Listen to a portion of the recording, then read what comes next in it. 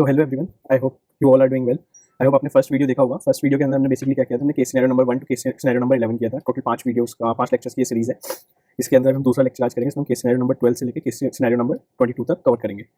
So let's begin with it. So जैसे हमने पहले लेक्चर में किया था, हम लोग सबसे पहले क्वेश्चन की रिक्वायरमेंट पढ़ेंगे, देन हम केस सिनेरियो को पढ़ेंगे। नोटिंग्स मैंने कर लिया ताकि हमारा टाइम सेव हो सके। So starting with first question. तो फर्स्ट क्वेश्चन में हमें काफ़ी सारे स्टेटमेंट दिए हुए हैं। वो हमसे पूछ रहा है कि आप बताइए स्टेटमेंट सही है या नहीं। So just a second. उसके बाद जो सेकंड क्वेश्चन है, सेकंड क्वेश्चन में हमसे बोला गया कि जो हमारा जो एसएससी है इकोवेव, वो ऑलरेडी रजिस्टर्ड है। अगर अज्यूम कर ले हम तो क्या वो उसने एडिशनल मशीनरी परचेज करें, क्या उस पर आईटीसी ले सकता है, नहीं ले सकता। थर्ड क्वेश्चन मेरा place of supply related question है। तो अगर मैं कंटेंट में आता हूँ तो इसमें मेरे को दिया हुआ इकोवेव मेरा एसएससी है, तमिलनाडु में रजिस्टर्ड है और वो एक्सक्लूसिवली मैन्युफैक्चरिंग सेल करता है product Z which is exemption. Product Z में वो डील करता है एक्सक्लूसिवली एग्जेम्प्ट है, तो फिर उसने रजिस्ट्रेशन भी नहीं रखा हुआ, प्लस वो क्रेडिट भी नहीं ले सकता। यहीं पे उसने दिया हुआ है कि वो सिर्फ तमिलनाडु में सेल करता है और इसलिए वो जीएसटी में रजिस्टर्ड है। बिकॉज एग्जेम्पशन होते हैं, अगर आप एक्सक्लूसिवली एग्जेम्प्ट सप्लाई कर रहे हो, आपकी कोई भी टैक्सेबल सप्लाई नहीं है, so you are exempted from taking registration. उसके बाद में बोला कि जितनी भी उसकी इनवर्ट सप्लाई है सारी फॉरवर्ड चार्ज करने, आरसीएम की कोई लाइबिलिटी नहीं, बिकॉज आरसीएम की अगर लाइबिलिटी होती तो मैंडेटरी रजिस्ट्रेशन वाले इशू आ सकता था। फिर वो बोलता है कि टर्नओवर दिया हुआ है इकोवेव का पिछले साल का 55 लाख का उसका टर्नओवर था, ठीक है, कोई प्रॉब्लम नहीं है। इस साल उसे लग रहा है उसकी सेल 20% से बढ़ेगी एंड इसके लिए बिकॉज लग रहा है उसकी सेल बढ़ेगी तो वो प्रोडक्शन कैपेसिटी भी बढ़ाना चाहता है। प्रोडक्शन कैपेसिटी बढ़ाने के लिए उसने एडिशनल मशीनरी खरीदी जिससे अब जेड बनाएगा ऑन फर्स्ट अप्रैल को उसने एडिशनल मशीनरी खरीदी, ठीक है। जो परचेज प्राइस था मशीनरी को 20 लाख था और इस पर 18% जीएसटी अलग से लगेगा, ठीक है। 1 अगस्त से क्या हुआ, तो उसकी एग्जेम्पशन अवेलेबिलिटी प्रोडक्ट जेड की रिस्पेक्ट में विड्रॉ हो गया, यानी 1 अगस्त से उसका प्रोडक्ट जेड टैक्सेबल हो गया, उस पर जीएसटी 12% लगेगा। जो कंपनी का फर्स्ट क्वार्टर का रजिस्ट्रेशन दिया हुआ है वो 50 लाख दिया हुआ है, ठीक है। अक्टूबर में क्या हुआ, कंपनी ने कहा न्यू प्रोडक्ट लॉन्च करते हैं प्रोडक्ट वाई। उसके लिए वो एक कॉन्ट्रैक्ट में एंटर हुए शाइन लिमिटेड के साथ, जिसका काम था बेसिकली वो एडवर्टाइजिंग कंपनी थी, उसे एडवर्टाइजमेंट करेगी अपने प्रोडक्ट वाई का। वो कंपनी जो थी एडवर्टाइजिंग कंपनी गुड़गांव में रजिस्टर्ड है और उन्होंने बोला कि आप ना हमारे जो न्यूली लॉन्च प्रोडक्ट वाई है उसका आप होर्डिंग्स लगाओगे, हम आपको इसका कॉन्ट्रैक्ट दे रहे हैं कोई भी प्रोमिनेंट लोकेशन पे कर्नाटक के अंदर for initial 3 month. Shine Limited ने क्या करा, फिर उसने एक होटल लिया सी साइड होटल जो कि आपका कर्नाटक में लोकेटेड है। उसके ओनर के साथ उसने कॉन्ट्रैक्ट एंटर किया कि अब आपके होटल में हम होर्डिंग लगाएंगे for display of advertisement at the loan of the hotel, ठीक है। इस फैक्चुअल मैट्रिक्स के बेसिस पर हमें आंसर चूज करना है। सबसे पहले पूछा कि बताओ कौन सा स्टेटमेंट सही है with respect to liability of Ecowave to obtain registration at GST. मैंने आपको बताया कि वो एक्सक्लूसिवली एग्जाम प्रोडक्ट में डील करते थे तो उन्हें अभी तक रजिस्ट्रेशन लेने की जरूरत नहीं थी, बट 1 अगस्त से उनके साथ क्या हुआ, उनके साथ हुआ कि उनका प्रोडक्ट जो एक्सक्लूसिवली एग्जाम था वो टैक्सेबल बन गया, इनकी रजिस्ट्रेशन की रिक्वायरमेंट आ गई। प्लस अगर उनका टर्नओवर भी देखोगे, उनका टर्नओवर 30 जून को ही 50 लाख क्रॉस कर गया था, तो 30 जून को 50 लाख था, 40 लाख वाली थ्रेशोल्ड क्रॉस हो चुकी थी। बट लेकिन सिंस वो एक्सक्लूसिवली एग्जाम सप्लाई करते थे देयरफॉर रजिस्ट्रेशन की रिक्वायरमेंट नहीं थी। रजिस्ट्रेशन की रिक्वायरमेंट 1 अगस्त से आई जब से उनका प्रोडक्ट एग्जाम से टैक्सेबल हो गया। तो यहीं पे हमें काफी सारे स्टेटमेंट दिया हुआ है, उसमें से एक स्टेटमेंट इन्होंने दिया हुआ है जो कि हमारा करेक्ट है कि Ecowave becomes liable to register on 1 August since its taxable turnover exceed the applicable threshold limit of 40 lakh till that date, ठीक है। पहली बात तो यहाँ पे इन्होंने टैक्सेबल टर्नओवर लिखा हुआ है, टेक्निकली एग्रीगेट टर्नओवर होना चाहिए, बट सारे ऑप्शंस में इन्होंने टैक्सेबल टर्नओवर लिखा हुआ है, तो बेस्ट अमंग द वर्स्ट वाला रूल हमें लगाना पड़ेगा बिकॉज टेक्निकली यहाँ पे टैक्सेबल टर्नओवर लिखना गलत है। बिकॉज जब आप एलिजिबिलिटी रजिस्ट्रेशन थ्रेशोल्ड चेक करते हो वहाँ पे टैक्सेबल प्लस एग्जाम दोनों टर्नओवर लेते हो, एग्रीगेट टर्नओवर से हम बोलते हैं। प्लस टिल डेट तक का 1 अगस्त तक उसका अमाउंट ऑफ टर्नओवर था एग्रीगेट टर्नओवर तो 40 लाख क्रॉस कर चुका था। वो क्वेश्चन में गिवन था कि जून में 50 लाख हो गया था, बट उस टाइम पर रजिस्ट्रेशन नहीं चाहिए था, एक्सक्लूसिवली एग्जाम था, तो इसलिए मेरी लायबिलिटी टू रजिस्टर आई 1 अगस्त से, ना कि 30 जून से। उसके बाद सेकंड क्वेश्चन है assuming ecoWave is already registered। अच्छा अभी तक मैं बताती फैक्चुअली 1 अगस्त तक वो रजिस्टर्ड ही नहीं थी, तो वो बोल रहे हैं ecoWave is already registered with respect to certain taxable supply being made by it along with the manufacture of exempt product Z, other facts remaining the same, can it take ITC on additional machinery purchased exclusively for manufacturing Z, if yes then how much credit can be available। तो वो बोल रहे हैं कि मान लो हमारा ecoWave था already registered था क्योंकि वो कुछ exempt product बनाता था that is product Z, इसके अलावा वो कुछ टैक्सेबल प्रोडक्ट बनाता था अदर देन जेड वाला। उसने एक मशीनरी परचेज करी थी जो कि एक्सक्लूसिवली प्रोडक्ट जेड के लिए यूज होनी थी। तो आपको पता है कोई भी अगर आप कैपिटल गुड्स या कोई भी इनपुट वगैरह लेते हो जो कि एक्सक्लूसिवली एग्जाम सप्लाई के लिए यूज होता है उसके ऊपर क्रेडिट नहीं मिलता। बट सेक्शन 18 बोलता है कि मान लो आपकी जो सप्लाई थी वो एग्जाम सप्लाई थी, आपने उसके लिए भी मशीनरी दी तो आपको क्रेडिट नहीं मिला होगा, बट अब आपकी सप्लाई एग्जाम से टैक्सेबल होगी। अब इस केस में जिस दिन आपकी एग्जाम से टैक्सेबल हुई उस दिन आपके पास जो कैपिटल गुड्स या इनपुट पड़ा हुआ है उसके ऊपर आपको आईटीसी दे देंगे। कैपिटल गुड्स के रिस्पेक्ट में वो ये भी बोलते हैं कि हम क्या करेंगे, डेट ऑफ इनवॉइस से देखेंगे कितने क्वार्टर के पार्ट ऑफ द क्वार्टर के लिए आपके पास रहे, जितने quarter part of the quarter के लिए आपके पास रहा उसके 5% पर quarter part of the quarter हम डिडक्ट कर लेंगे, जो बैलेंस अमाउंट होगा उसका आपको क्रेडिट देंगे। तो इस केस में अगर मैं देखूँ मैंने जो मशीन परचेज करी थी वो करी थी 1 अप्रैल को 20 लाख की 18% जीएसटी, तो मैं उस पर जीएसटी पे करके आऊँगा 20 लाख इंटू 18% 3,60,000, ठीक है। मेरा प्रोडक्ट टैक्सेबल बना है 1 अगस्त से, यानी मेरे को आईटीसी मिलेगा 1 अगस्त के बाद से। तो मैं देखो 1 अगस्त तक मेरे कितने क्वार्टर होंगे, तो मेरा अप्रैल टू जून एक क्वार्टर हो गया प्लस जुलाई और बस 1 जुलाई का मंथ हुआ तो एक क्वार्टर फुल हो गया मेरा और मेरा पार्ट ऑफ द क्वार्टर हो गया। तो बोलता है 5% पर quarter part of the quarter, तो यानी 1 ये पार्ट ये तो 5% इंटू 2 यानी 10% माइनस करूँगा, तो इसमें से मैं 10% 36,000 माइनस कर दूंगा तो मेरे को 3,24,000 का क्रेडिट मिल जाएगा with respect to this machinery. तो यही मेरा आंसर है, आंसर नंबर ए, आपको क्रेडिट मिल जाएगा 3,24,000 का क्रेडिट आपको मिल जाएगा। उसके हमसे मुझे प्लेस ऑफ सप्लाई बताओ। शाइन लिमिटेड ने जो इकोवेव को सर्विस दिया, दूसरी सी साइड होटल ने जो शाइन लिमिटेड को दिया। तो देखो जो इकोवेव ने शाइन लिमिटेड को हायर किया उसे एडवर्टाइजिंग एजेंसी के लिए हायर किया, ना कि कोई रेंटिंग ऑफ मूवेबल प्रॉपर्टी कुछ भी। अल्टीमेटली मुझे कॉन्ट्रैक्ट दिया कि यार देखो वेंडर आप सब ढूंढो, जगह आप खुद ढूंढो, मेरे को तो मेरा डिस्प्ले ऑफ एडवर्टाइजमेंट चाहिए। तो यहाँ पे टेक्निकली मैंने मार्केटिंग एडवर्टाइजिंग सर्विसेज ली। मार्केटिंग एंड एडवर्टाइजिंग सर्विसेज की कोई स्पेसिफिक प्रोविजन तो है नहीं प्लेस ऑफ सप्लाई का, तो जो हमारा डिफॉल्ट प्रोविजन होता है सेक्शन 12 सेक्शन 2 का कि आपने रजिस्टर्ड पर्सन को सर्विसेज दिया तो लोकेशन ऑफ रजिस्टर्ड पर्सन आपकी प्लेस ऑफ सप्लाई बन जाएगी। यहाँ पे सर्विस रेसिपिएंट कौन है, इकोवेव। इकोवेव की लोकेशन क्या है, तमिलनाडु, तो मेरी place of supply with respect to Shine Limited ने सर्विस दी है वो बन जाएगी तमिलनाडु। नाउ अब जो शाइन लिमिटेड ने सी साइड होटल से सर्विसेज लिया, उसने with respect to renting of immovable property, sale of space in immovable property के लिए, बिकॉज वो करेंगे उनके होटल में लोन में स्पेस लिया कि स्पेस पे होर्डिंग लगाएंगे, तो ये सर्विस है in respect to immovable property. और सेक्शन 12 सबसेक्शन 3 क्लोज बोलता है अगर कोई भी service in relation to immovable property है तो इमूवेबल प्रॉपर्टी की जो लोकेशन है वही आपकी प्लेस ऑफ सप्लाई बन जाएगी। यहाँ मेरा होटल कर्नाटक में लोकेटेड है, तो देयरफॉर मेरी कर्नाटक प्लेस ऑफ सप्लाई बन जाएगी। Option A is the correct answer. So this is your case scenario 1, छोटा सा केस सिनेरियो था। Now coming to case scenario 13। इसमें क्वेश्चन क्या है, इसमें लैपटॉप बैग दिया है, आपको बताना है कंपोजिट है या मिक्स। सिमिलरली उसने कोई किट्स बेची है नाम फैंसी स्टोर को, बताओ कंपोजिट है या मिक्स। ठीक है, उसके बाद बोला उसने कुछ किट्स जो है फ्री गिफ्ट दिए टू जयपुर कस्टमर्स, तो आप बताओ कंपोजिट है मिक्स है इंडिविजुअली क्या है। इवेंट मैनेजमेंट सर्विसेज दी है काजल के ब्रदर को, is fill in the blanks and service of transportation of chairs. ठीक है, देखते हैं क्या बोलते हैं क्वेश्चन। तो इसमें क्या बोला है, काजल है रजिस्टर्ड सप्लायर राजस्थान के अंदर, उसने को सप्लाईज करी during the month of January. सबसे पहले उसने supply of laptop along with laptop bag to a customer of Mumbai for 50,000। तो यार देखो कंपोजिट सप्लाई क्या होती है, कंपोजिट सप्लाई होती है two or more taxable supply which are naturally bundled. तो जनरली और नेचुरली बंडल्ड कैसे होता है, मल्टीपल पैरामीटर्स देखते हैं कि उस इंडस्ट्री में बाकी प्लेयर्स क्या कर रहे हैं, मेरे कस्टमर की एक्सपेक्टेशन क्या है, and there are multiple other factors also. इस केस में देखो तो जनरली लैपटॉप के साथ लैपटॉप बैग हर कंपनी दे रही है, इंडस्ट्री के सारे प्लेयर्स दे रहे हैं, प्लस कस्टमर की भी एक्सपेक्टेशन होती है वो लैपटॉप लेने जाते हैं, लैपटॉप बैग तो मिलेगा ही मिलेगा। सो बाय दैट नेचर हम कह सकते हैं लैपटॉप और लैपटॉप बैग आपका कंपोजिट सप्लाई क्वालिफाई होता है। देखो जो आंसर है ना ये बहुत जनरल एक परसेप्शन के साथ लिया है हमने, बाकी कंपोजिट सप्लाई बहुत फैक्चुअली डिटरमाइन करता है काफी चीजों को देख के। But to keep it simple आप जनरली देखो कि कस्टमर की एक्सपेक्टेशन क्या होती है उस इंडस्ट्री में और उस इंडस्ट्री में बाकी प्लेयर्स क्या हो रहे हैं। जनरली एक्सपेक्ट किया जाता है कि लैपटॉप के साथ आपको लैपटॉप बैग भी देंगे, तो ये कंपोजिट सप्लाई बन जाएगा आपका। ठीक है, प्रिंसिपल सप्लाई लैपटॉप हो जाएगी, एंसिलरी सप्लाई लैपटॉप बैग हो जाएगा। उसके बाद supply of 10,000 kits amounting to 5 lakh to Ram fancy store in Kota. Each kit consist of 1 hair oil, 1 beauty soap and 1 hair comb. इन तीनों को अगर देखो तो अगर आप हेयर ऑयल लेने जा रहे हो तो आपकी एक्सपेक्टेशन होती है आप कॉम्ब भी खरीदो। सिमिलरली इंडस्ट्री प्लेयर भी हेयर ऑयल के साथ हेयर कॉम्ब फ्री नहीं देते, प्लस ब्यूटी सोप, ये तीनों ही अगर आप देखो तो कोई नेचुरली बंडल नहीं है। सो देयरफॉर ये मेरा मिक्स सप्लाई हो जाएगा। उसके बाद उन्होंने बोला 100 किट्स आपने फ्री गिफ्ट दिया जयपुर के कस्टमर को, सारे कस्टमर रिलेटेड है on the occasion of Mrs kajals birthday. Each kit consists of 1 hair oil, 1 beauty soap. Cost of each kit is 35. Input tax credit has not been taken on the goods contained in this kit. तो यहाँ पे देखो यार आपने free gift दिया है, सबसे पहले आप देखो सप्लाई है या नहीं है। सप्लाई नहीं है बिकॉज सेक्शन 7(1)(a) बोलता है कि आपका कंसिडरेशन होना चाहिए, यहाँ पे कंसिडरेशन नहीं है, सप्लाई नहीं है। प्लस सिंस अनरिलेटेड पार्टी तो शेड्यूल 1 भी नहीं लग पाएगा। ठीक है, शेड्यूल 1 की 2 एंट्री यहाँ पे रेलेवेंट होती है, एक तो आपकी entry number para number 2 relevant होता है, पैरा नंबर 2 के बोलते हैं सप्लाई अगर डिस्टिंक्ट रिलेटेड पर्सन के अंदर हो रही है तो विदाउट कंसिडरेशन वो सप्लाई होती है। यहाँ पे नहीं रिलेटेड है नहीं डिस्टिंक्ट है, तो पैरा 2 तो रेलेवेंट नहीं है। नाउ एक पैरा 1 होता है, पैरा 1 के बोलता है कि आप परमानेंट ट्रांसफर या डिस्पोजल कर रहे हो किसी भी एक ऐसे एसेट का, ऐसे बिजनेस एसेट का जिसके ऊपर आपने आईटीसी क्लेम किया था, तो भी हम उसे भी सप्लाई मानेंगे भले आपने विदाउट कंसिडरेशन किया। इस केस में यहाँ पे बहुत क्लियरली क्वेश्चन में दिया हुआ है कि जो बेसिकली गुड्स थे किट के अंदर उनके ऊपर आईटीसी नहीं लिया था, सिंस उनके ऊपर आईटीसी नहीं लिया था देयरफॉर मेरा यहाँ पे पैरा 1 भी नहीं लगेगा, तो ना मेरा 7 नहीं लगा, ना पैरा 2 ऑफ शेड्यूल 1 लगा, ना पैरा 1 ऑफ शेड्यूल 2 लगा। तो टेक्निकली अगर मैं इसे देखूँ तो ये जो मेरी ट्रांजेक्शन है सप्लाई क्वालिफाई नहीं हो पाएगी, नो सप्लाई बनकर रह जाएगी।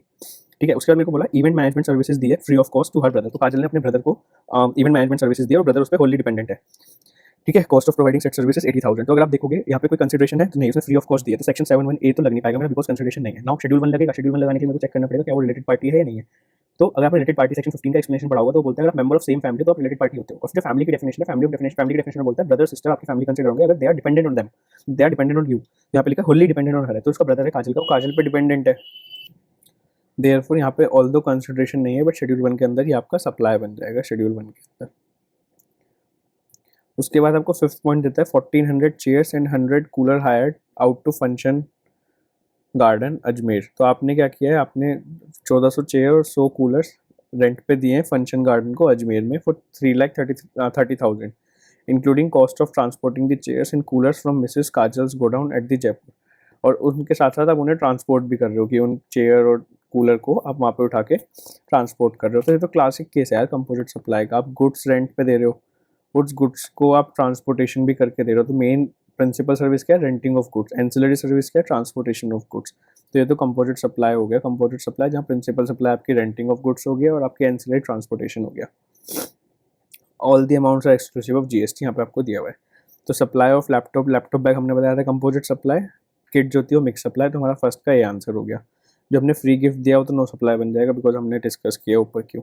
नाउ इवेंट मैनेजमेंट सर्विस जो काजल ने अपने ब्रदर को दिए, पहली बात तो टैक्सेबल सप्लाई हमने देखा शेड्यूल 1 के अंदर कवर है। सेकंड अब वो बोला service of transportation of chair and cooler from Mrs Kajal godown to at Jaipur at function garden Ajmer is. अब बताओ ट्रांसपोर्टेशन की क्या है। तो ट्रांसपोर्टेशन में आप जनरली देखोगे transportation of goods by road except GTA और कुरियर एजेंसी आपका एग्जेम्प्ट होता है।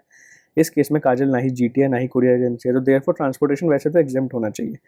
बट हमने डिस्कस किया कि ट्रांसपोर्टेशन कंपोजिट सप्लाई का पार्ट बन जाएगा जिसमें प्रिंसिपल सप्लाई होगी आपकी रेंटिंग ऑफ चेयर एंड आपका कूलर एंड एंसिलरी सप्लाई होगी ट्रांसपोर्टेशन। तो इस केस में क्या होगा कि आपका transportation being an ancillary supply tax होगा जो रेट और जो ट्रीटमेंट प्रिंसिपल सप्लाई पे एप्लीकेबल है। तो ऑल्दो आपका transportation is an exempt supply but because उसकी प्रिंसिपल सप्लाई टैक्सेबल है तो वो प्रिंसिपल सप्लाई के हिसाब से टैक्सेबल बन जाएगा। तो देयरफॉर जो ट्रांसपोर्टेशन की सर्विस है that is also a taxable supply to be taxed at the rate applicable for service of renting of chair and coolers, because composite supply के केस में सेक्शन 8 ऑफ CGST एक्ट बोलता है कि जो treatment आप principal supply का करोगे, जो रेट उसके ऊपर लगाओगे वही आप एंसिलरी सप्लाई के ऊपर लगाओगे।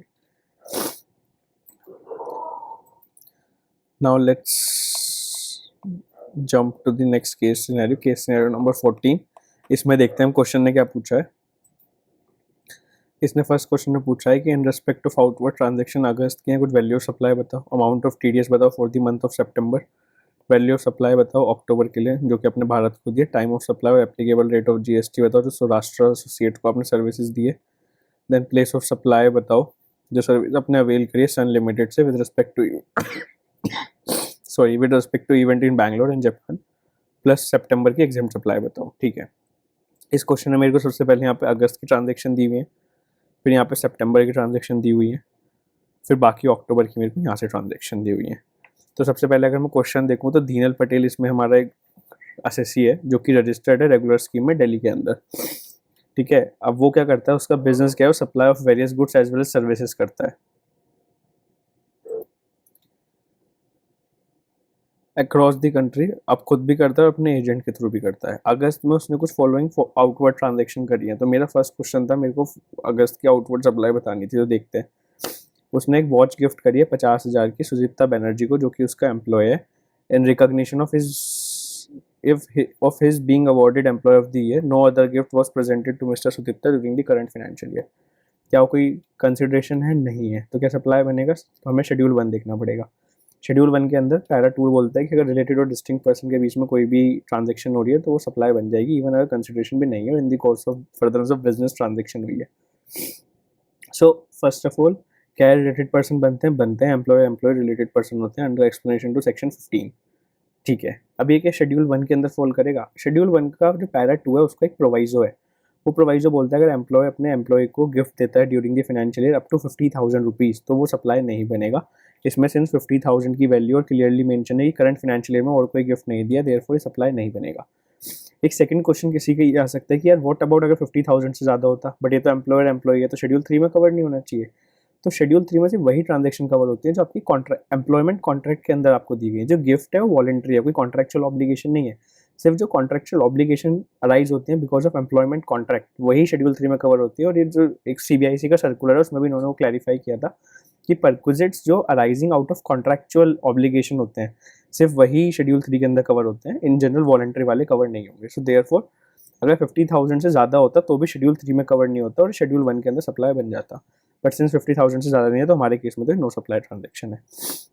दूसरा केस है, he provided free training on E invoice e way bill to all its agent free of cost incur for providing such training was 1 lakh. ये सेम एडजस्ट हमने पहले एक केस स्टडी में भी किया था लेक्चर नंबर 1 में।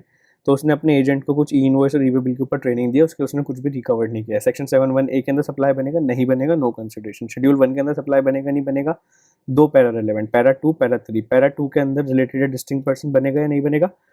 डिस्टिंक्ट पर्सन तो है ही नहीं, रिलेटेड भी नहीं बनेगा बिकॉज रिलेटेड में ना एक्सप्लेनेशन सेक्शन 15 के एक्सप्लेनेशन के अंदर बोला गया अगर आपका सोल एजेंट या सोल डिस्ट्रीब्यूटर तो रिलेटेड बनता है।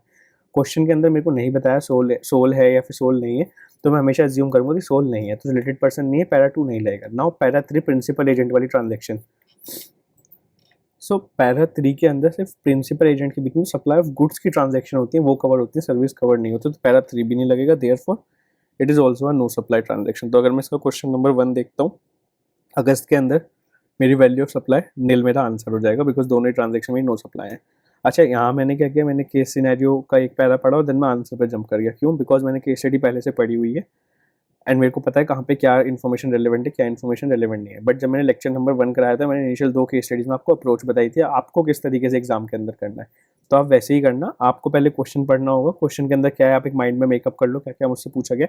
उसके बाद आपको पूरी case study A to Z पढ़नी है, जहाँ जरूरी है वहाँ इंपॉर्टेंट मार्किंग करनी है बिकॉज ऐसा हो सकता है आप कुछ इंपॉर्टेंट पॉइंट मिस कर दो और आपका आंसर गलत हो जाए। यहाँ मैंने आंसर देखे हुए हैं, मेरे क्वेश्चन पढ़े हुए हैं, इसलिए टाइम बचाने के लिए मैं इस तरीके से कर रहा हूँ और आपको समझाने के लिए ढंग से। बट अप्रोच मैंने फर्स्ट वीडियो में डिस्कस करी थी while discussing first 2 case scenarios. So आप लोगों को एग्जाम में वैसे ही करना है। उसके बाद इसमें बोलता है अब उसने सितंबर में कुछ सर्विसेज प्रोवाइड करी, उसके रेस्पेक्ट में उसे पेमेंट मिली और उस पेमेंट पे अगर एप्लीकेबल था तो टीडीएस डिडक्ट होकर मिला। तो सबसे पहले इसमें ट्रांजैक्शन उन्होंने दे रखी है कि उसने सप्लाई करी printed books and printed postcards to a west Delhi post office out of total contract value of 9,72,000. Contract value for supply of books exempt from GST 7 lakh. For supply of printed postcard taxable under GST is 2,72,000.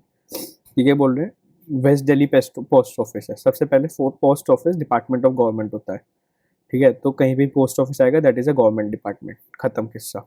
TDS भी इसमें application है, तो section 51 के अंदर government department है तो TDS की liability आएगी। नाउ सेक्शन 51 बोलता है कि जो टैक्सेबल गुड्स में सप्लायर डील कर रहा है with respect to that supply आपको टीडीएस काटना है। तो इसमें सप्लाई के दो पार्ट है, टैक्सेबल गुड्स, एग्जेम्प्ट गुड्स।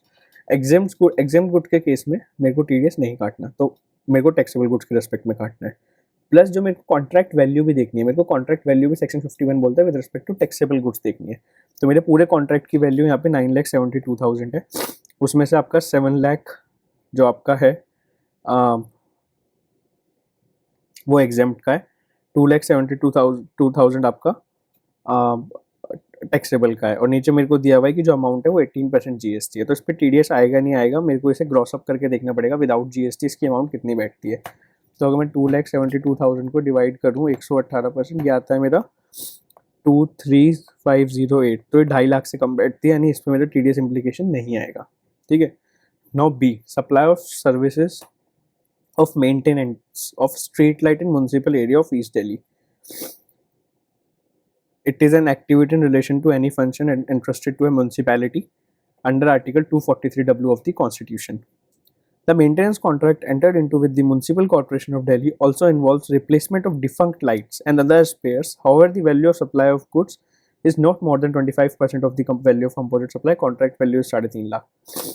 हमने कोई सर्विसेज दिए म्यूनसिपल कॉर्पोरेशन ऑफ दिल्ली को, क्या सर्विसेज दिए, स्ट्रीट लाइट्स का हम रिपेयर मेंटेनेंस करेंगे और जो ख़राब हो गई उन्हें हम बदलेंगे भी। तो जो मेरा पूरा कॉन्ट्रैक्ट है composite supply of goods and services है। तो आपने एक एग्जाम्पशन पढ़ी हुई, एग्जाम्पशन होती है कि अगर आप कोई भी लोकल अथॉरिटी वगैरह को सर्विसेज दे रहे हो, composite supply of goods and services दे रहे हो, जिसके अंदर आपका जो वैल्यू ऑफ गुड्स है वो अप टू मैक्सिमम 25% है, प्लस जो आपकी एक्टिविटी है इन रिलेशन टू आर्टिकल 243W है। अगर आपकी दो कंडीशन सेटिस्फाई होती हैं तो वो एग्जेम्प्ट होगा। तो इस केस में मेरा इसमें क्लियरली दिया हुआ वैल्यू ऑफ गुड्स मैक्सिमम 25% है, प्लस मेरा activity in relation to article 243W है, देयरफॉर ये मेरी एग्जेम्प्ट है, और ये एग्जेम्प्ट है तो टीडीएस यहाँ भी नहीं आएगा। सी क्या बोलता है, supplied service of interior decoration of Andhra Bhavan located in Delhi, service contract value of 12,39,000 is entered into with the government of Andhra Pradesh, registered only in Andhra Pradesh. तो मैंने कोई इंटीरियर डेकोरेशन वाली सर्विस दी है आंध्र भवन जो कि दिल्ली में लोकेटेड है, बस उस सर्विस को देने के लिए जो मैंने कॉन्ट्रैक्ट किया है वो आंध्र प्रदेश की गवर्नमेंट के साथ किया है, जो कि ऑफकोर्स आंध्र प्रदेश में रजिस्टर्ड है। तो यहाँ टीडीएस लाइबिलिटी आएगी नहीं आएगी, अच्छा केस है, एक प्रोवाइजो इसमें लगता है सेक्शन 51 का। अब इसमें क्या होता है बेसिकली मैं आपको बताता हूँ। इसमें अगर मैं आपसे 3 क्वेश्चन पूछता हूँ, ठीक है, सो एक ना सिनेरियो प्रोवाइजो के अंदर कवर किया हुआ है, उन्होंने क्या बोला हुआ है कि अगर मान लो आपकी जो लोकेशन ऑफ सप्लायर है, location of supplier let suppose Delhi है, ठीक है, आपका प्लेस ऑफ सप्लाई भी दिल्ली है, तो यहाँ ये क्या बन जाएगा, आपका इंट्रास्टेट बन जाएगा। इंट्रास्टेट यानी इसके ऊपर लगेगा आपका CGST प्लस आपका दिल्ली GST, ठीक है, और आपकी जो लोकेशन ऑफ रेसिपिएंट है वो कोई और स्टेट में है, जैसे आंध्र प्रदेश इस केस में। तो इस केस में ना टीडीएस डिडक्ट नहीं करना होता। क्यों नहीं करना होता? बिकॉज ऑफ कोर्स सी बात है, टीडीएस कौन डिडक्ट करेगा? टीडीएस रेसिपिएंट डिडक्ट करेगा, ठीक है, रेसिपिएंट डिडक्ट करेगा, और वो CGST प्लस स्टेट GST का करेगा। आंध्र प्रदेश के अंदर जो पार्टी लोकेटेड है वो आंध्र प्रदेश में रजिस्टर्ड है, तो वो दिल्ली GST का टीडीएस कैसे काट सकती है? पॉसिबल ही नहीं है।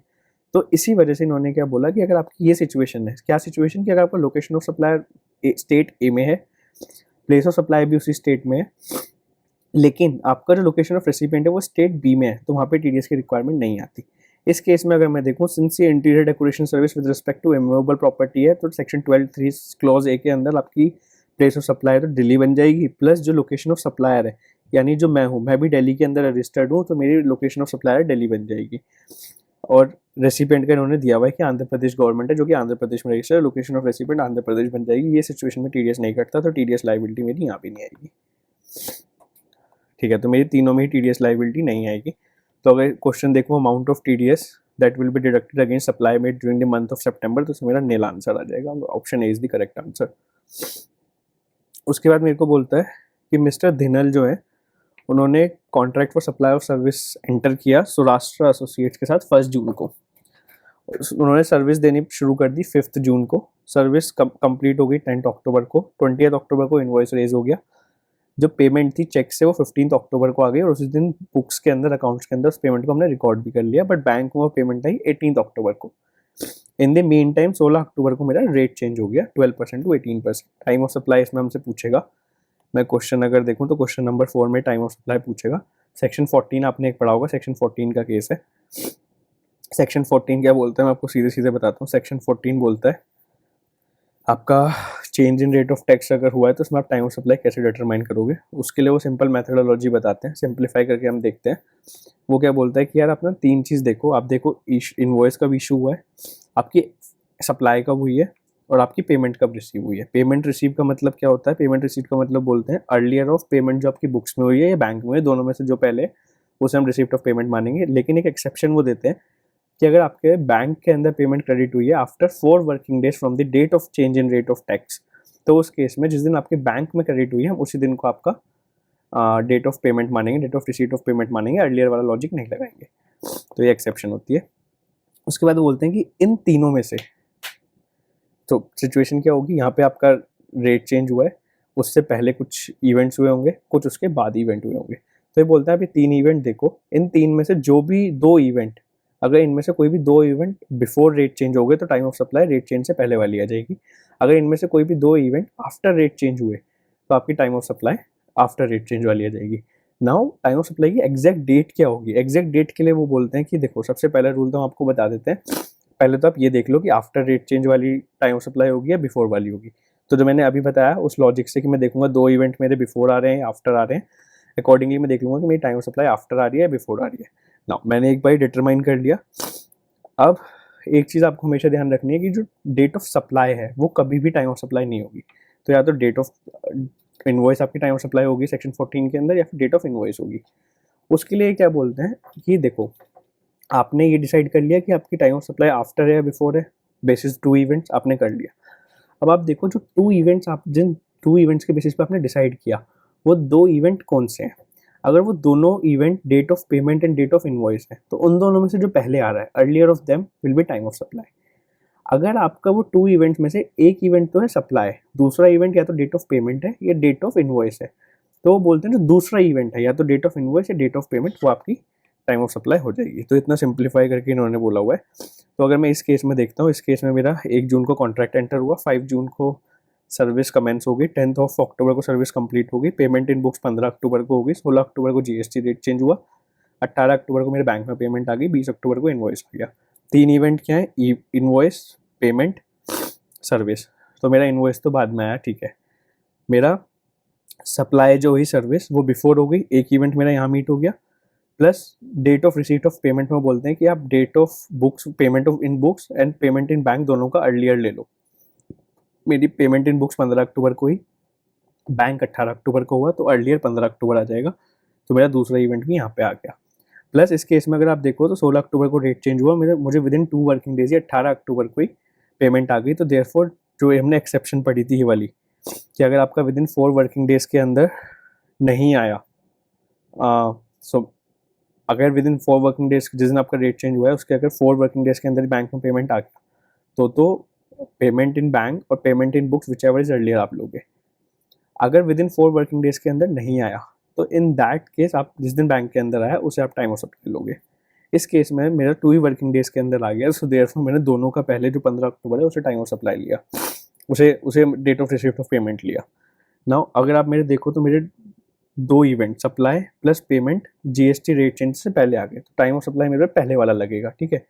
नाउ अब एक्चुअल डेट क्या होगी, तो मैंने बताया कि अगर एक इवेंट सप्लाई है और दूसरा इवेंट पेमेंट या इनवॉइस है तो जो पेमेंट या इनवॉइस वाली डेट है वो आपकी टाइम ऑफ सप्लाई होगी। तो इस केस में पहला इवेंट सप्लाई है, दूसरा पेमेंट है, तो मेरी टाइम ऑफ सप्लाई हो जाएगी 15 अक्टूबर। तो अगर मैं इसका एमसीक्यू देखता हूँ, सो this is 15 October GST rate के लगेगा, सिंस टाइम ऑफ सप्लाई मेरी रेट चेंज से पहले वाली है, पहला रेट 12% था, तो देयरफॉर 12% का मेरा रेट लगेगा। नाउ मैं क्वेश्चन को आगे देखता हूँ।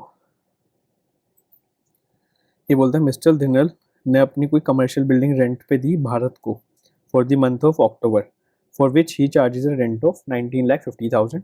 मिस्टर धिनल ने मेंटेनेंस चार्जेस दिए 1 लाख के अक्टूबर मंथ के, और जो कि लोकल सोसाइटी ने चार्ज किए थे, और उन्होंने ये चार्जेस भारत से रिकवर किए।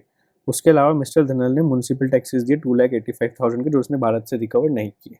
तो अगर मैं क्वेश्चन देखूंगा तो क्वेश्चन इन्होंने मुझसे पूछा था कि वैल्यू ऑफ सप्लाई बताओ with respect to Bharat for the month of October. तो मेरी वैल्यू ऑफ सप्लाई क्या होगी, कोई भी मेरी ट्रांजेक्शन वैल्यू दैट इज मेरा रेंट, प्लस कोई भी ऐसा एक्सपेंस जो इंसिडेंटल जो मैंने सॉरी जो सप्लायर ने इनकर किया है प्लस रेसिपिएंट से रिकवर किया है। मेंटेनेंस चार्जेस मैंने इनकर करे, रेसिपिएंट से रिकवर करे तो मेंटेनेंस चार्जेस भी ऐड हो जाएंगे।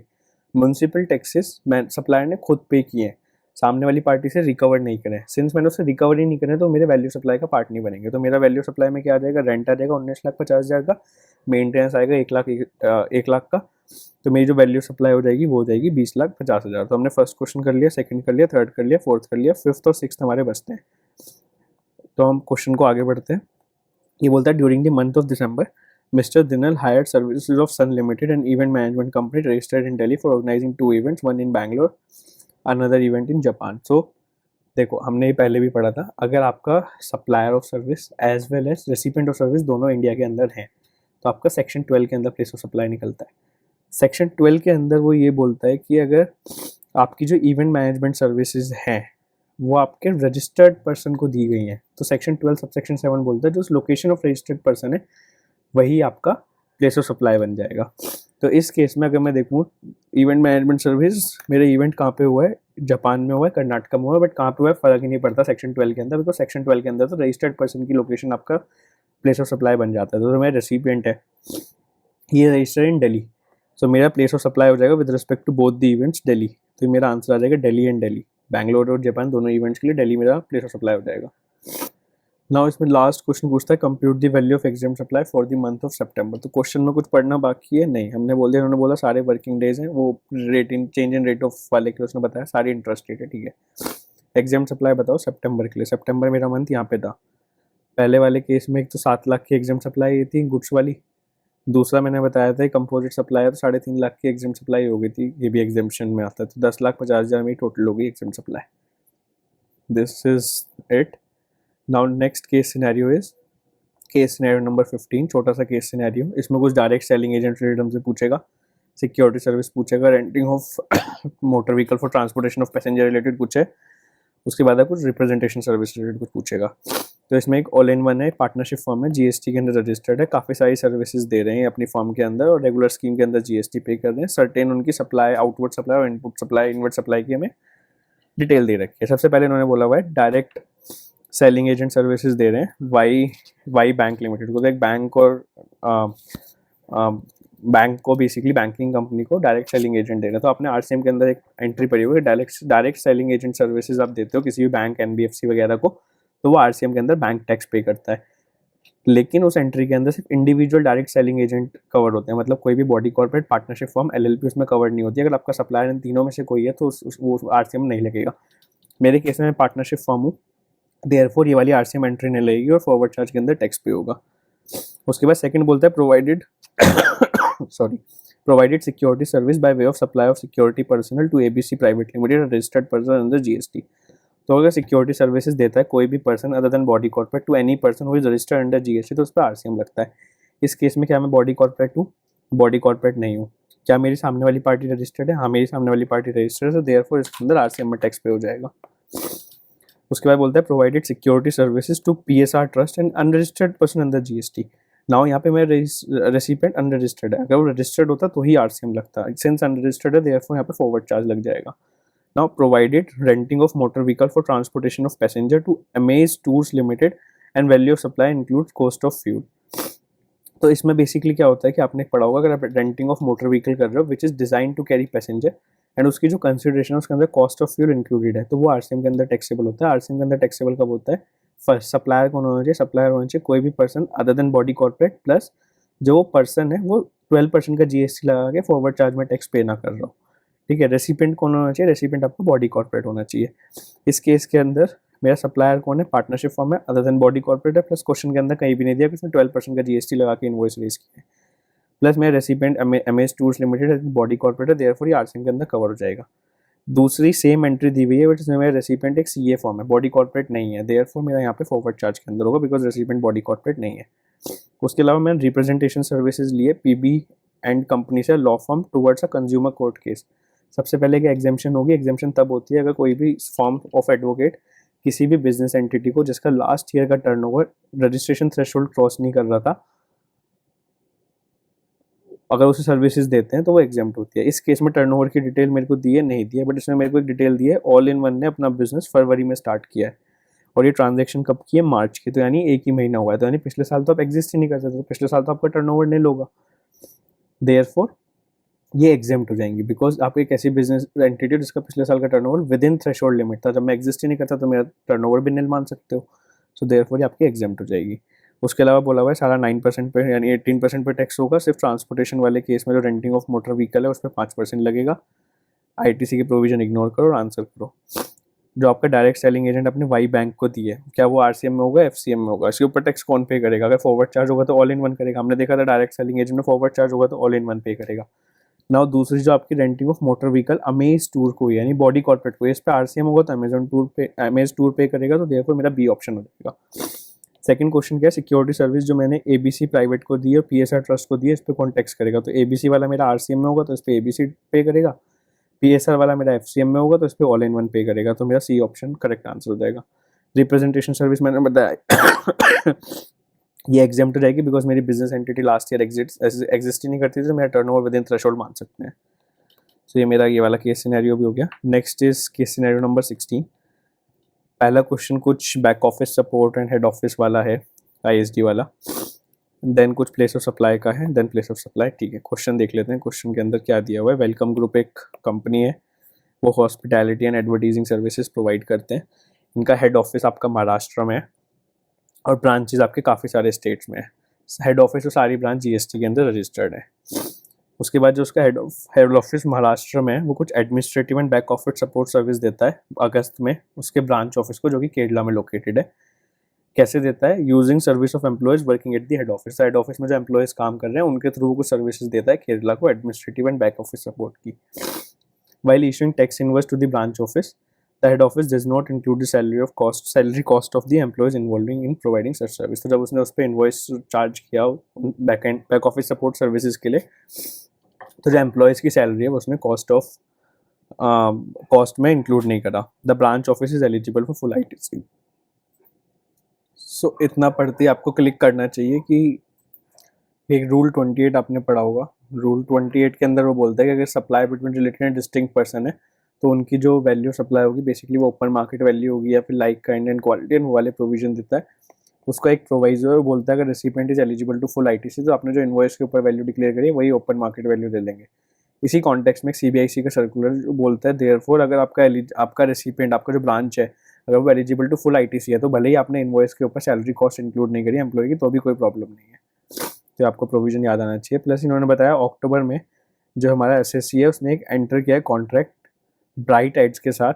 इसलिए किया है कि वो क्या करेगा, जो आपका एसएससी है मध्य प्रदेश में कन्वेंशन सेंटर है, वहाँ पे उसका एक इवेंट होने वाला है, तो वो क्या चाहता है उस कन्वेंशन सेंटर के आसपास कहीं पे भी होर्डिंग लगा दो उस इवेंट का। तो उसने ब्राइट एड्स को हायर किया कि आप यार मेरा होर्डिंग लगवाओ कहीं पे भी। ब्राइट एड्स क्या करता है, मध्य प्रदेश के अंदर ही एक होटल ढूंढता है जिसका ओनर अनरजिस्टर्ड है, उसके ओनर से वो उसके होटल का टेरेस रेंट पे लेता है होर्डिंग लगाने के लिए। ठीक है, ये ट्रांजेक्शन उन्होंने अक्टूबर की हुई है। सो अगर हम क्वेश्चन देखते हैं, क्वेश्चन में बोलता है वैल्यू ऑफ सप्लाई बताओ administrative and back office support services in the month of August by WGPL head office to its branch office shall be. तो मैंने बोला कि प्रोवाइजो है, बोलता है जो भी आप टैक्स इनवॉइस से वैल्यू डिक्लेयर करोगे वही आपकी वैल्यू सप्लाई बन जाएगी, वही आपकी ओपन मार्केट वैल्यू बन जाएगी। तो यहाँ पे आपका option D is the correct answer. Then पूछता है प्लेस ऑफ सर्विस बताओ provided by Bright Ads LLP to Welcome. तो ये हमने भी डिस्कस किया था। तो इस केस में जो ब्राइट एड्स है ये एडवर्टीजमेंट की सर्विसेज दे रहा है, ना कि कोई इमूवेबल प्रॉपर्टी रेंटिंग वगैरह की, बिकॉज हमने उसे बोला है कि अपना आप देखो कहाँ पे लगाना है, हमें तो एडवर्टीजिंग करना है। तो इसके रिस्पेक्ट में प्लेस ऑफ सप्लाई होगी लोकेशन ऑफ रजिस्टर्ड पर्सन, जहाँ पे आपका रेसिपिएंट रजिस्टर्ड है। तो अगर मैं देखूँ मेरा रेसिपिएंट रजिस्टर्ड है, क्वेश्चन के अंदर दिया हुआ था कि उसका हेड ऑफिस महाराष्ट्र में। आप क्वेश्चन में देखो ना, ये नहीं दिया हुआ कि उसका हेड ऑफिस से कॉन्ट्रैक्ट हुआ है या फिर किसी ब्रांच ऑफिस से कॉन्ट्रैक्ट हुआ है, बिकॉज जहाँ से कॉन्ट्रैक्ट हुआ है वहीं की लोकेशन देखेंगे रजिस्टर्ड पर्सन की। तो इसमें रीजनेबल होगा कि ये सब कॉन्ट्रैक्ट एडवर्टीजमेंट वाले हेड ऑफिस से लिए जाते हैं। तो सिंस क्वेश्चन में नहीं दिया तो रीजनेबल प्रिजम्पशन यही लगेगी कि आपका हेड ऑफिस से कॉन्ट्रैक्ट हुआ होगा, तो देयरफॉर मुंबई आपका प्लेस ऑफ सप्लाई हो जाएगा। नाउ मिस्टर कपूर कौन है? मिस्टर कपूर ये आपके थर्ड क्वेश्चन के अंदर, जो हमने एक होटल ब्राइट एड्स ने जो होटल का टेरेस रेंट पे लिया होर्डिंग लगाने के लिए, उस होटल के ओनर का नाम है mister Kapoor. He is an unregistered person. इसके केस में प्लेस ऑफ सप्लाई क्या होगी? सो यार देखो, ब्राइट एड्स हमने पहले भी डिस्कस किया था, ब्राइट एड्स ने इमूवेबल प्रॉपर्टी की रेंटिंग करी है, तो देयरफॉर यहाँ पे एडवर्टीजमेंट सर्विस ने लिया ब्राइट एड्स ने। ब्राइट एड्स ने इमूवेबल प्रॉपर्टी के रेस्पेक्ट में सर्विस लिया, तो जो रिमूवेबल प्रॉपर्टी की लोकेशन है वो आपकी प्लेस ऑफ सप्लाई हो जाएगी। सो देयरफॉर मध्य प्रदेश आपकी, भोपाल मध्य प्रदेश आपकी प्लेस ऑफ सप्लाई हो जाएगी with respect to this transaction. इसमें एक अच्छा क्वेश्चन और भी बन सकता था, बिकॉज देखो अगर ओनर अनरजिस्टर्ड है, अनरजिस्टर्ड पर्सन अगर रेंटिंग ऑफ कमर्शियल प्रॉपर्टी कर रहा है अदर देन रेजिडेंशियल ड्वेलिंग, तो आरसीएम वाला केस भी आ सकता था, बट उन्होंने उस क्वेश्चन को यहाँ पे डिस्कस नहीं किया है।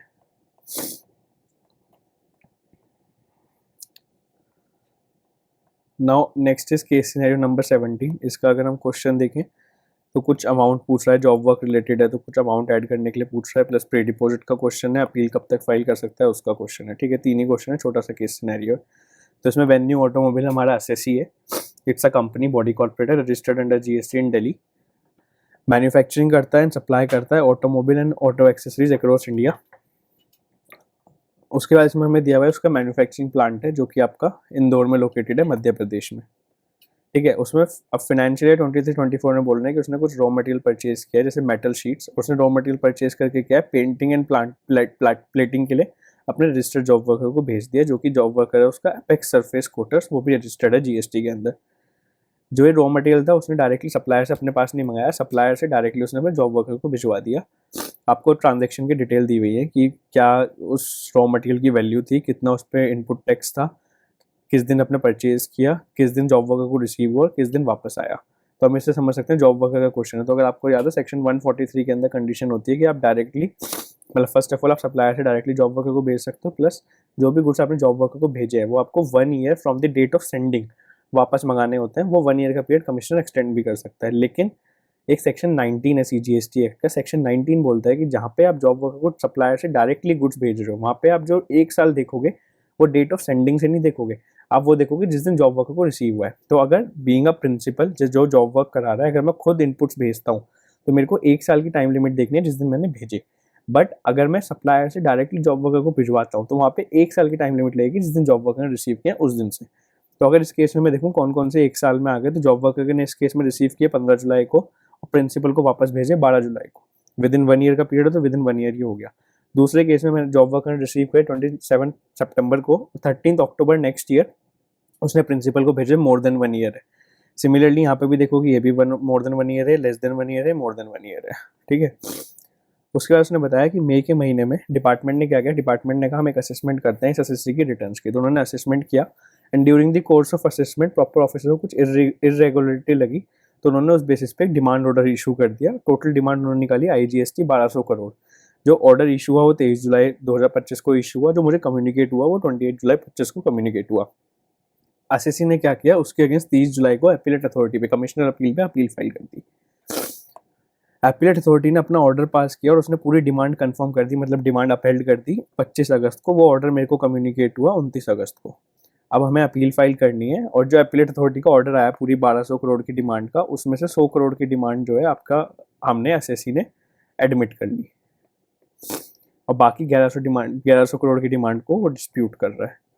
ठीक है, अब वो चाहता है कि वो जी स्टेट के पास, जीएसटी अपीलेट ट्राइब्यूनल के पास अपनी अपील फाइल करे। सबसे पहले क्वेश्चन में बोल रहा है कि टोटल अमाउंट बताओ to be added to the output tax liability of the SSC in accordance with section 143, ignore different point of time when the amount is added to the output tax liability. अगर आप goods 1 साल के अंदर वापस नहीं लाते हो तो ऐसा मान लिया जाता है वो आपने डीम टू बी सप्लाइड है किस दिन, जिस दिन आपने गुड्स भेजे थे, या फिर जॉब वर्कर केस में जिस दिन, मतलब डायरेक्टली वाले केस में जिस दिन जॉब वर्कर ने रिसीव करे थे। तो डिफरेंट टाइम पे टाइम ऑफ सप्लाई मानी जाती है।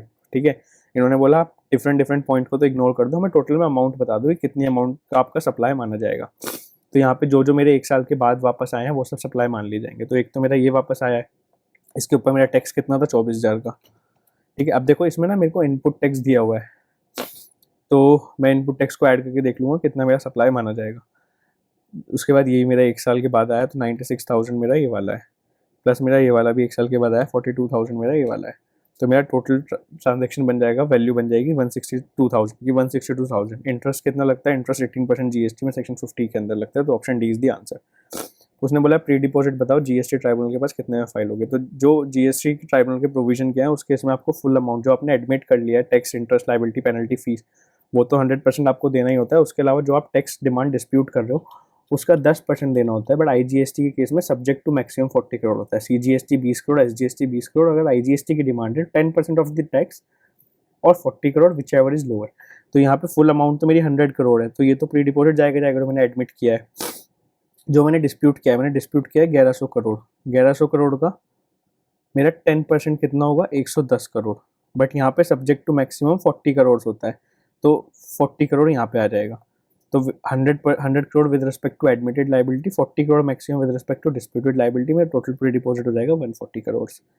नाउ ये पूछते हैं लास्ट डेट बताओ एपिलेट अथॉरिटी के ऑर्डर को एपिलेट ट्राइब्यूनल में कब तक मैं चैलेंज कर सकता हूँ। तो इसमें जो टाइम लिमिट होती है 3 months from the date of communication of order होती है। इसमें अभी एक अमेंडमेंट आई है, इसमें अमेंडमेंट क्या है, 3 months from the date of communication of the order or the date notified by the central government which ever is later. ठीक है, अब लेकिन जो डेट नोटिफाई हुई है 30 जून 2026। बट आईसीआई ने अपने सिलेबस में स्टडी मैट में डेट नोटिफाई नहीं करी, उन्होंने सिर्फ सेक्शन में अमेंडमेंट कर दिया कि एज डेट में be notified by the central government. But वो डेट क्या है उन्होंने स्टडी मैट में नहीं बताई है। तो आई अंडरस्टैंड ये एग्जाम के लिए रेलिवेंट नहीं होगी। तो अगर एग्जाम में क्वेश्चन आता है और ये वाली डेट नहीं दी हुई है, ठीक है, तो आपको क्या करना है, आप सीधा देखो ऑर्डर कम्युनिकेट कब हुआ था, उसे 3 मंथ्स लगाओ और उसके हिसाब से आप टाइम लिमिट बता दो।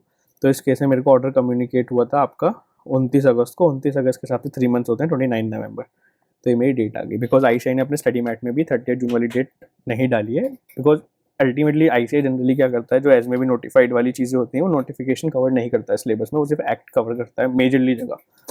जहाँ नोटिफिकेशन बहुत रेलिवेंट होती है वहाँ पे वो कवर करते हैं, बट डेट्स वगैरह के लिए कवर नहीं करते। देयरफॉर आई थिंक उन्होंने स्टडी मैट में भी इसलिए नहीं डाला। तो ठीक है, अगर आप 3 मंथ्स वाला कम्युनिकेशन का टाइम लिमिट लेके चल सकते हो, बिकॉज आईसीआई वही फॉलो कर रहा है। Now next case scenario number 18। तो ये सेक्शन 74A का केस सिनेरियो है। 174A recently with effect from November 2024 add हुआ था, तो इसके ऊपर ही फर्स्ट केस सिनेरियो मैंने देखा है अभी। तो इसमें लास्ट डेट पूछी है एससीएन की, नॉर्मल केस की, फिर फ्रॉड वाले केस की, फिर अमाउंट ऑफ पेनल्टी पूछी है कि अगर मैंने एससीएन इशू होने से पहले टैक्स पे कर दिया तो कितनी पेनल्टी मेरे ऊपर लगेगी, प्लस कुछ अलग एक सिचुएशन पूछी है सम्मान वाली, प्लस आपका प्रिंसिपल एजेंट वाली ट्रांजेक्शन के रेस्पेक्ट में लाइबिलिटी का पूछा है। तो इसमें ये आपका ओप्लेंजा एसएससी है, रजिस्टर्ड सप्लायर है, मध्य प्रदेश में रजिस्टर्ड है, exclusively supply of taxable goods करता है, रेगुलरली जीएसटी लॉ से कंप्लाई कर रहा है, फाइनेंशियल ईयर 24-25 की ट्रांजैक्शन दी हुई है। 24-25 से ही आपका 74 एप्लीकेबल है, उससे पहले सेक्शन 73 सेक्शन 74 लगते हैं। उसकी एक स्क्रूटनी हुई है 2024-25 में, अगस्त 25 के अंदर उसकी स्क्रूटनी हुई। प्रॉपर ऑफिसर ने कुछ मिस्टेक्स देखी, शॉर्ट पेमेंट देखी, जो कि टोटल 4,60,000 की थी परटेनिंग टू अक्टूबर 2024, जो कि बोनाफाइड एरर थी। तो फ्रॉड का केस नहीं है, नॉन फ्रॉड केस है। अब उसने एससीएन इशू होने से पहले ही एसएससी ने 1 लाख का टैक्स पे कर दिया on his on ascertainment, and उसने 15 सितंबर को पे किया, प्रॉपर ऑफिसर को इन्फॉर्म कर दिया।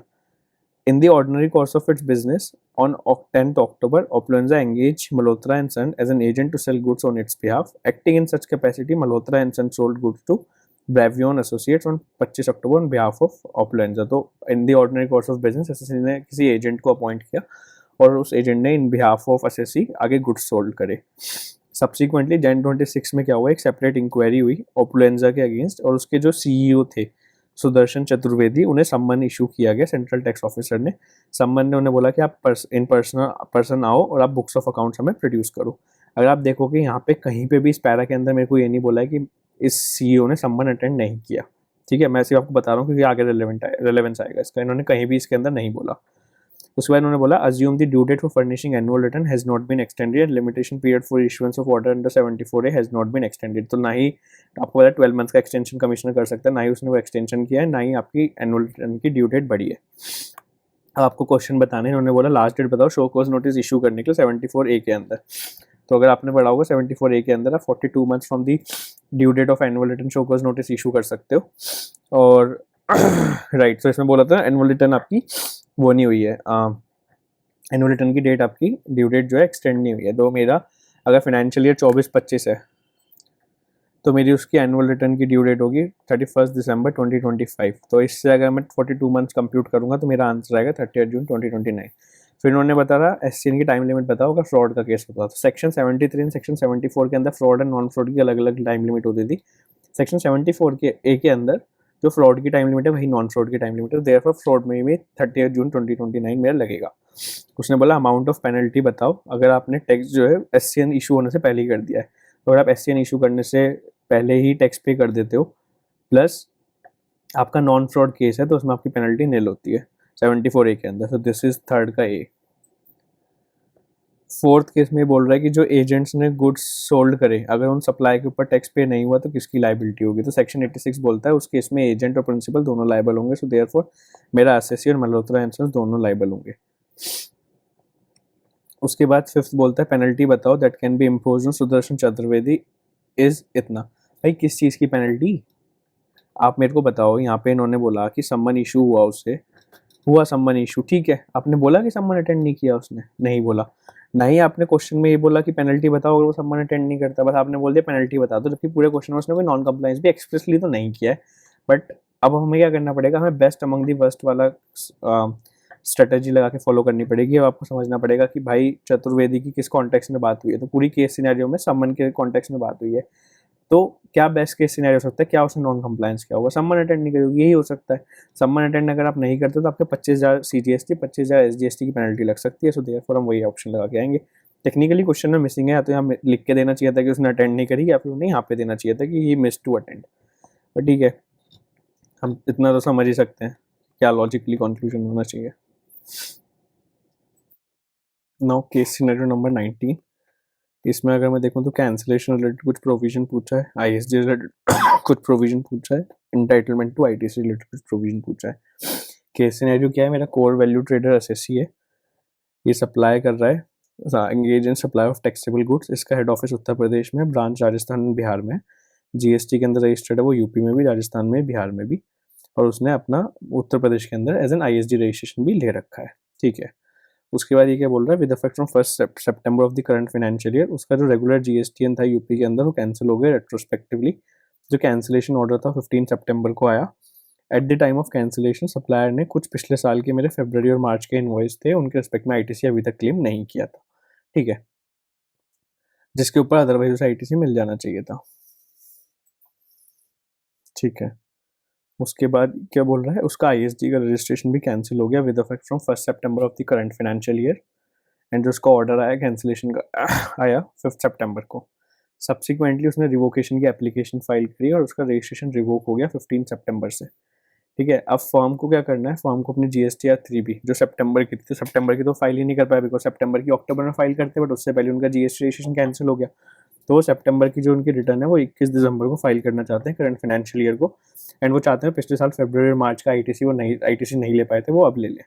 तो टेक्निकली अगर आप वैसे देखो तो नवंबर 30 टाइम लिमिट होती है, टाइम लिमिट जा चुकी है, बट इसमें एक स्पेशल प्रोविजन लगेगा, ठीक है। एनुअल रिटर्न उन्होंने बोला, उन्होंने अपनी एनुअल रिटर्न 31 दिसंबर को करंट फाइनेंशियल ईयर को फाइल करी है, ठीक है। बेस्ड ऑन इफेक्ट अब आंसर बताओ। सबसे पहले उन्होंने बोला जो उसका रेगुलर रजिस्ट्रेशन कैंसिल हुआ है उसकी last date for filing annual return क्या है। तो इसमें आपने प्रोविजन पढ़ा होगा, जब आपका रजिस्ट्रेशन कैंसिल होता है तो आपको उसके विद इन 3 मंथ्स के अंदर अपनी फाइनल रिटर्न फाइल करनी होती है। 3 मंथ्स कहाँ से कंप्यूट होते हैं, तो जिस दिन से आपका कैंसिलेशन अफेक्टिव है वो डेट, या फिर जिस दिन आपका कैंसिलेशन का ऑर्डर आया है वो डेट, दोनों में से जो लेटर होता है उसके 3 मंथ से आपको कंप्यूट करना होता है। तो इस केस में अगर मैं देखूँ, मेरा कैंसिलेशन हुआ है रेट्रोस्पेक्टिवली 1 सितंबर से, बट ऑर्डर आया 15 सितंबर को, दोनों का लेटर है 15 सितंबर से। 3 मंथ्स के अंदर मेरे को आपका फाइनल रिटर्न फाइल करनी होगी, यानी मेरा आंसर आ जाएगा 15 जनवरी, सॉरी 15 दिसंबर, बिकॉज 15 सितंबर 9th मंथ है, 3 मंथ्स 12, 15 दिसंबर मेरा आंसर आ जाएगा। देन वो बोलता है कि which of the following statement is correct in relation to final return to be filed by Core Value Trader upon cancellation of ISD registration. तो क्या ISD रजिस्ट्रेशन के लिए जब कैंसिलेशन होता है उसका भी फाइनल रिटर्न जाता है? नहीं, बिकॉज फाइनल रिटर्न का प्रोविजन बोलता है कि जो भी रजिस्टर्ड पर्सन रिक्वायर्ड था सेक्शन 39 के अंदर रिटर्न फाइल करने के लिए, वही फाइनल रिटर्न फाइल करेगा। ISD को सेक्शन 39 के अंदर कोई रिटर्न फाइल नहीं करनी होती, देयरफॉर ISD को फाइनल रिटर्न भी फाइल नहीं करनी होती, नो फाइनल रिटर्न। उसके बाद बोल रहा है Core Value Trader is entitled to claim ITC in respect of invoices issue in the February March of the preceding financial year in the return for the month of September furnished up to this of the current financial year. अब वो basically क्या बोलते हैं देखो आपकी ITC की time limit क्या होती है, तो जिस साल का मेरा इनवॉइस है, डेबिट नोट है, उस साल के एंड वाले साल में जो मेरा 30 नवंबर है, ये जो मेरा actual date of filing of annual return है, विच एवर इज अर्लियर, वो मेरी टाइम लिमिट होती है आईटीसी क्लेम करने की। यानी मैक्सिमम लेटर डेट क्या हो सकती है, 30 नवंबर। इस केस में मैं 21 दिसंबर को जीएसटी 3B फाइल करने का सोच रहा हूँ। 30 नवंबर की डेट जा चुकी है, तो क्या मैं नॉर्मल प्रोविजन के अंदर पिछले साल के मार्च फरवरी का आईटीसी ले सकता हूँ? नहीं ले सकता। बट इसके रिस्पेक्ट में एक प्रोविजन है सेक्शन 16(6) जो थोड़े टाइम पहले इंट्रोड्यूस हुआ था। वो क्या बोलता है कि यार मानो ना आपका रजिस्ट्रेशन कैंसिल हो गया था, मान लिया आपका रजिस्ट्रेशन कैंसिल हो गया था, अब आपने रिवोकेशन के लिए अप्लाई किया और आपका सब्सिक्वेंटली रजिस्ट्रेशन जो कैंसिलेशन हुआ था वो भी रिवोक हो गया। थर्ड, जिस दिन आपका रजिस्ट्रेशन कैंसिल हुआ था, जिस दिन आपका कैंसिलेशन का ऑर्डर आया था, उस दिन आप एलिजिबल थे वो वाला आईटीसी लेने के लिए। तो बेसिकली पिछले साल का कोई आईटीसी था, जिस दिन आपका date of order of cancellation आया उस दिन आप उसके लिए एलिजिबल थे। मेरे केस में जो ऑर्डर आया 15 सितंबर में आया, ठीक है, और इसमें दिया हुआ है मैंने एक्चुअल जो एनुअल रिटर्न फाइल करी वो मैंने फाइल करी 31 दिसंबर को। अगर मैं नॉर्मल प्रोविजन के अंदर जाऊँ तो वो मेल को बोलता है जिस दिन आपने actual date of annual return है वो, और 30 नवंबर, या विच एवर इज अर्लियर, दोनों में से जो भी अर्लियर है तब तक आपको आईटीसी क्लेम करना चाहिए था। तो मेरी जो टाइम लिमिट थी पिछले साल के आईटीसी क्लेम करने की वो 30 नवंबर थी। मेरा ऑर्डर आया कैंसिलेशन का 15 सितंबर को। तो क्या इस दिन में एलिजिबल था? मेरी टाइम लिमिट बची हुई थी, 30 नवंबर वाली बची हुई थी, तो इस दिन में एलिजिबल था। तो अगर ये 3 कंडीशन है आपकी, पहली क्या कि आपका रजिस्ट्रेशन कैंसिल हुआ था, उसके बाद वो कैंसिलेशन रिवोक हो गया, प्लस जिस दिन कैंसिल हुआ था उस दिन आपके पास टाइम लिमिट थी आईटीसी क्लेम करने की, तो क्या होगा, तो क्या वो बोलते हैं हम आपकी टाइम लिमिट को बढ़ा देंगे। हम आपकी टाइम लिमिट को बढ़ा देंगे, क्या कर देंगे, वो बोल रहे हैं कि देखो 30 नवंबर तो आपकी टाइम लिमिट थी, ठीक है, 30 नवंबर के बाद जिस पीरियड का आपका कैंसिलेशन हुआ था, जैसे सितंबर से लेके मेरा कैंसिलेशन हुआ, तो मेरा कैंसिलेशन रिवोक हुआ, इस क्वेश्चन में दिया हुआ है मेरा कैंसिलेशन रिवोक हुआ है 15 दिसंबर को। तो आप सितंबर से लेके 15 दिसंबर वाली रिटर्न भर नहीं पाए होंगे। तो वो क्या बोलते हैं कि जब आप इस पीरियड के लिए, जो कैंसिलेशन वाला पीरियड था, मतलब from the date of cancellation till the date of revocation, इस पीरियड की जब आप जीएसटी 3B फाइल करोगे उसके अंदर भी हम आपको अलाउ कर देंगे क्लेम करना। तो बेसिकली क्या वो बोलते हैं कि देखो वैसे आपकी डेट 30 नवंबर थी, बट अगर आपका ये वाला केस है जिसमें 3 कंडीशन सेटिस्फाई होती हैं, तब आपकी डेट क्या होगी, तो तब बोलते हैं कि आप पिछले साल का आईटीसी ले सकते हो, मतलब वो आईटीसी ले सकते हो इन जीएसटीआर 3B। कौन सी जीएसटीआर 3B में, या तो वो 30 नवंबर तक फाइल होगी जो तो मेरे पास पहले भी टाइम था, या फिर जो जीएसटीआर 3B फाइल कर रहे हो वो उस पीरियड के लिए from the date of cancellation till the date of revocation, है ना। तो जो आपका पीरियड था, इंटरवीनिंग पीरियड था कैंसिलेशन रिवोकेशन के बीच का, अगर आप उसकी जीएसटीआर 3B फाइल कर रहे हो तो उसकी 3B के अंदर भी आप आईटीसी ले सकते हो, भले ही वो 30 नवंबर के बाद फाइल हो रही है, बट एक कंडीशन सेटिस्फाई होनी चाहिए, जो आप उस पीरियड की जीएसटीआर 3B फाइल कर रहे हो वो जीएसटीआर 3B आपको within 30 days from the date of revocation file करनी है। तो इस केस में मेरा रिवोकेशन हुआ है 15 दिसंबर से, तो 15 दिसंबर के 30 डेज के अंदर आपको वो फाइल करनी पड़ेगी। तो ये फाइल कर रहे हैं 21 दिसंबर को, तो यानी मैं आईटीसी ले सकता हूँ। प्लस क्वेश्चन इन्होंने पूछा था कि आईटीसी ले सकता है और कब तक ले सकता है, तो कब तक ले सकता है, तो भाई मेरे 15 दिसंबर को मेरी रिवोकेशन हुआ है, इसके अगर 30 डेज तक के अंदर मैं जीएसटीआर 3B फाइल करूंगा तो मैं आईटीसी ले सकता हूँ। उसका 30 डेज बैठेगा 14 जनवरी, तो टेक्निकली 14 जनवरी तक अपना फेब और मार्च का आईटीसी ले सकता हूँ। नाउ केस सिनेरियो नंबर 20, छोटी सी केस सिनेरियो है, प्लेस ऑफ सप्लाई का कुछ क्वेश्चन है।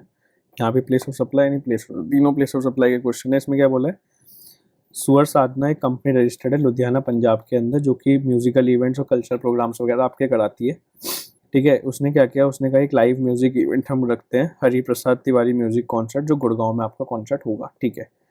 अब उस कॉन्सर्ट की पूरी प्लानिंग, कोऑर्डिनेशन, एग्जीक्यूशन के लिए उसने एक कंपनी को हायर किया जो कि सुप्रिया प्राइवेट लिमिटेड है, इवेंट मैनेजमेंट कंपनी है, जो कि दिल्ली के अंदर रजिस्टर्ड है। सुप्रिया प्राइवेट लिमिटेड जो उसने हायर किया, उसने क्या किया, वो कॉम्प्रहेंसिव इवेंट मैनेजमेंट सर्विसेज देगी, जिसमें venue booking, logistic, on ground arrangement सब कुछ होगा for total consideration of 10 lakh rupees. उसने बोला उसके बाद कॉन्सर्ट को बूस्ट करने के लिए उसने क्या किया, एक दमदम करके होटल है, उस होटल का लोन बुक कर लिया, जो कि जीएसटी के अंदर रजिस्टर्ड है in the state of Haryana, and उस होटल ने टोटल 4 लाख रुपए चार्ज करे फॉर दी वेन्यू। देन जो मेरा एसएससी है उसने एंट्री फी फिक्स करी 5000 पर पर्सन, टोटल 400 टिकट बिके और टोटल उसे 20 लाख रुपए का सप्लाई हुई, 20 लाख रुपए का उससे अमाउंट आई। 9% जीएसटी, सीजीएसटी, एसजीएसटी, आईजीएसटी 18% है। क्वेश्चन बताओ, सबसे पहले उसने बोला place of service, place of supply of services बताओ जो कि एसएससी ने दिए ऑडियंस को by way of admission to music concert and tax payable उसके ऊपर बताओ। सबसे पहले कि म्यूजिक कॉन्सर्ट के केस में कोई एग्जामेशन है, हाँ एक एग्जामेशन है, बट वो एग्जामेशन तभी लगती है अगर आपने मैक्सिमम 500 पर पर्सन चार्ज किया, यहाँ पे 5000 पर पर्सन चार्ज किया तो एग्जामेशन नहीं लगेगी, ठीक है।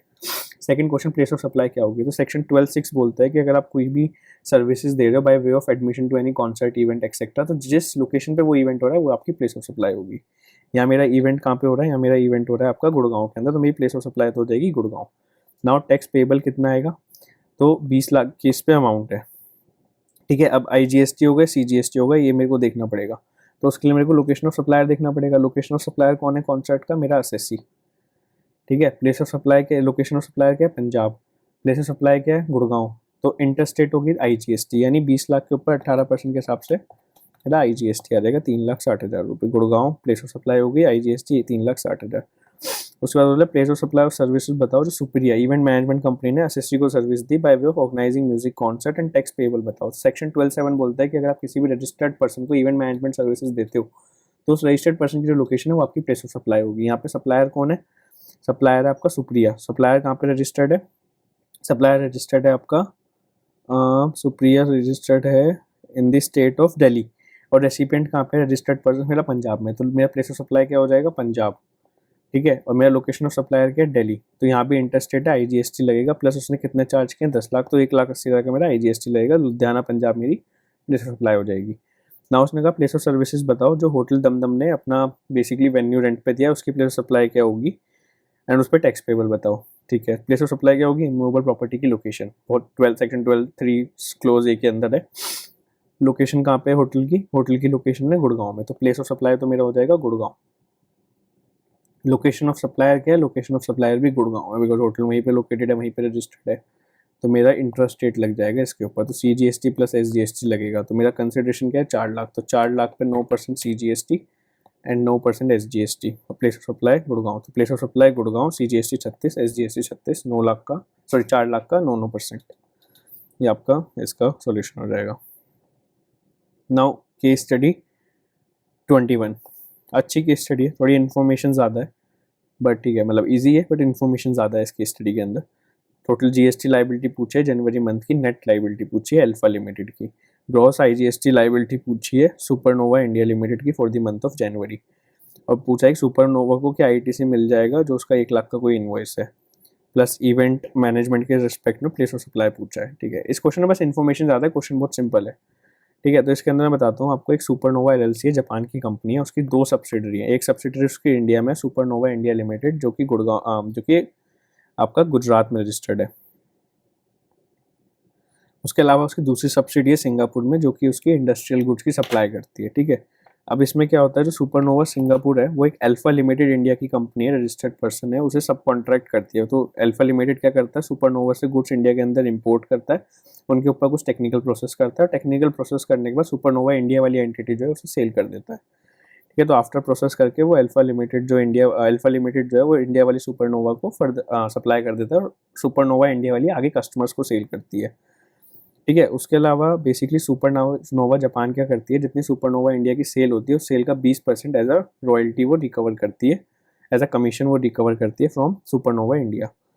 देन जनवरी की कुछ ट्रांजेक्शन दी हुई है। जनवरी में क्या हुआ, अल्फा लिमिटेड ने सुपरनोवा सिंगापुर से कुछ गुड्स इंपोर्ट करे 10 लाख की वैल्यू के ऊपर, और अल्फा लिमिटेड ने कुछ डोमेस्टिक परचेज करी in the month of January 2 lakh रुपए की। उसके बाद उसने उन गुड्स को प्रोसेस किया और उसने 10 लाख में ही सुपरनोवा इंडिया को सेल कर दिया। इसके अलावा उन गुड्स के ट्रांसपोर्टेशन के लिए सुपरनोवा इंडिया ने 2 लाख रुपए पे करे, जो कि कॉन्ट्रैक्चुअली सप्लायर को पे करने चाहिए थे। सिंस कॉन्ट्रैक्चुअल की सप्लायर की लाइबिलिटी रेसिपिएंट ने मीट आउट करी, तो ये 2 लाख भी वैल्यू सप्लाई में आ जाएंगे, 10 लाख प्लस 2 लाख आपकी वैल्यू सप्लाई हो जाएगी। प्लस अल्फा लिमिटेड ने म्यूनसिपल लेवी के लिए 12,000 रुपये अलग से सुपर इंडिया से चार्ज करे, तो ये 12,000 भी मेरा वैल्यू सप्लाई में ऐड हो जाएगा, ठीक है।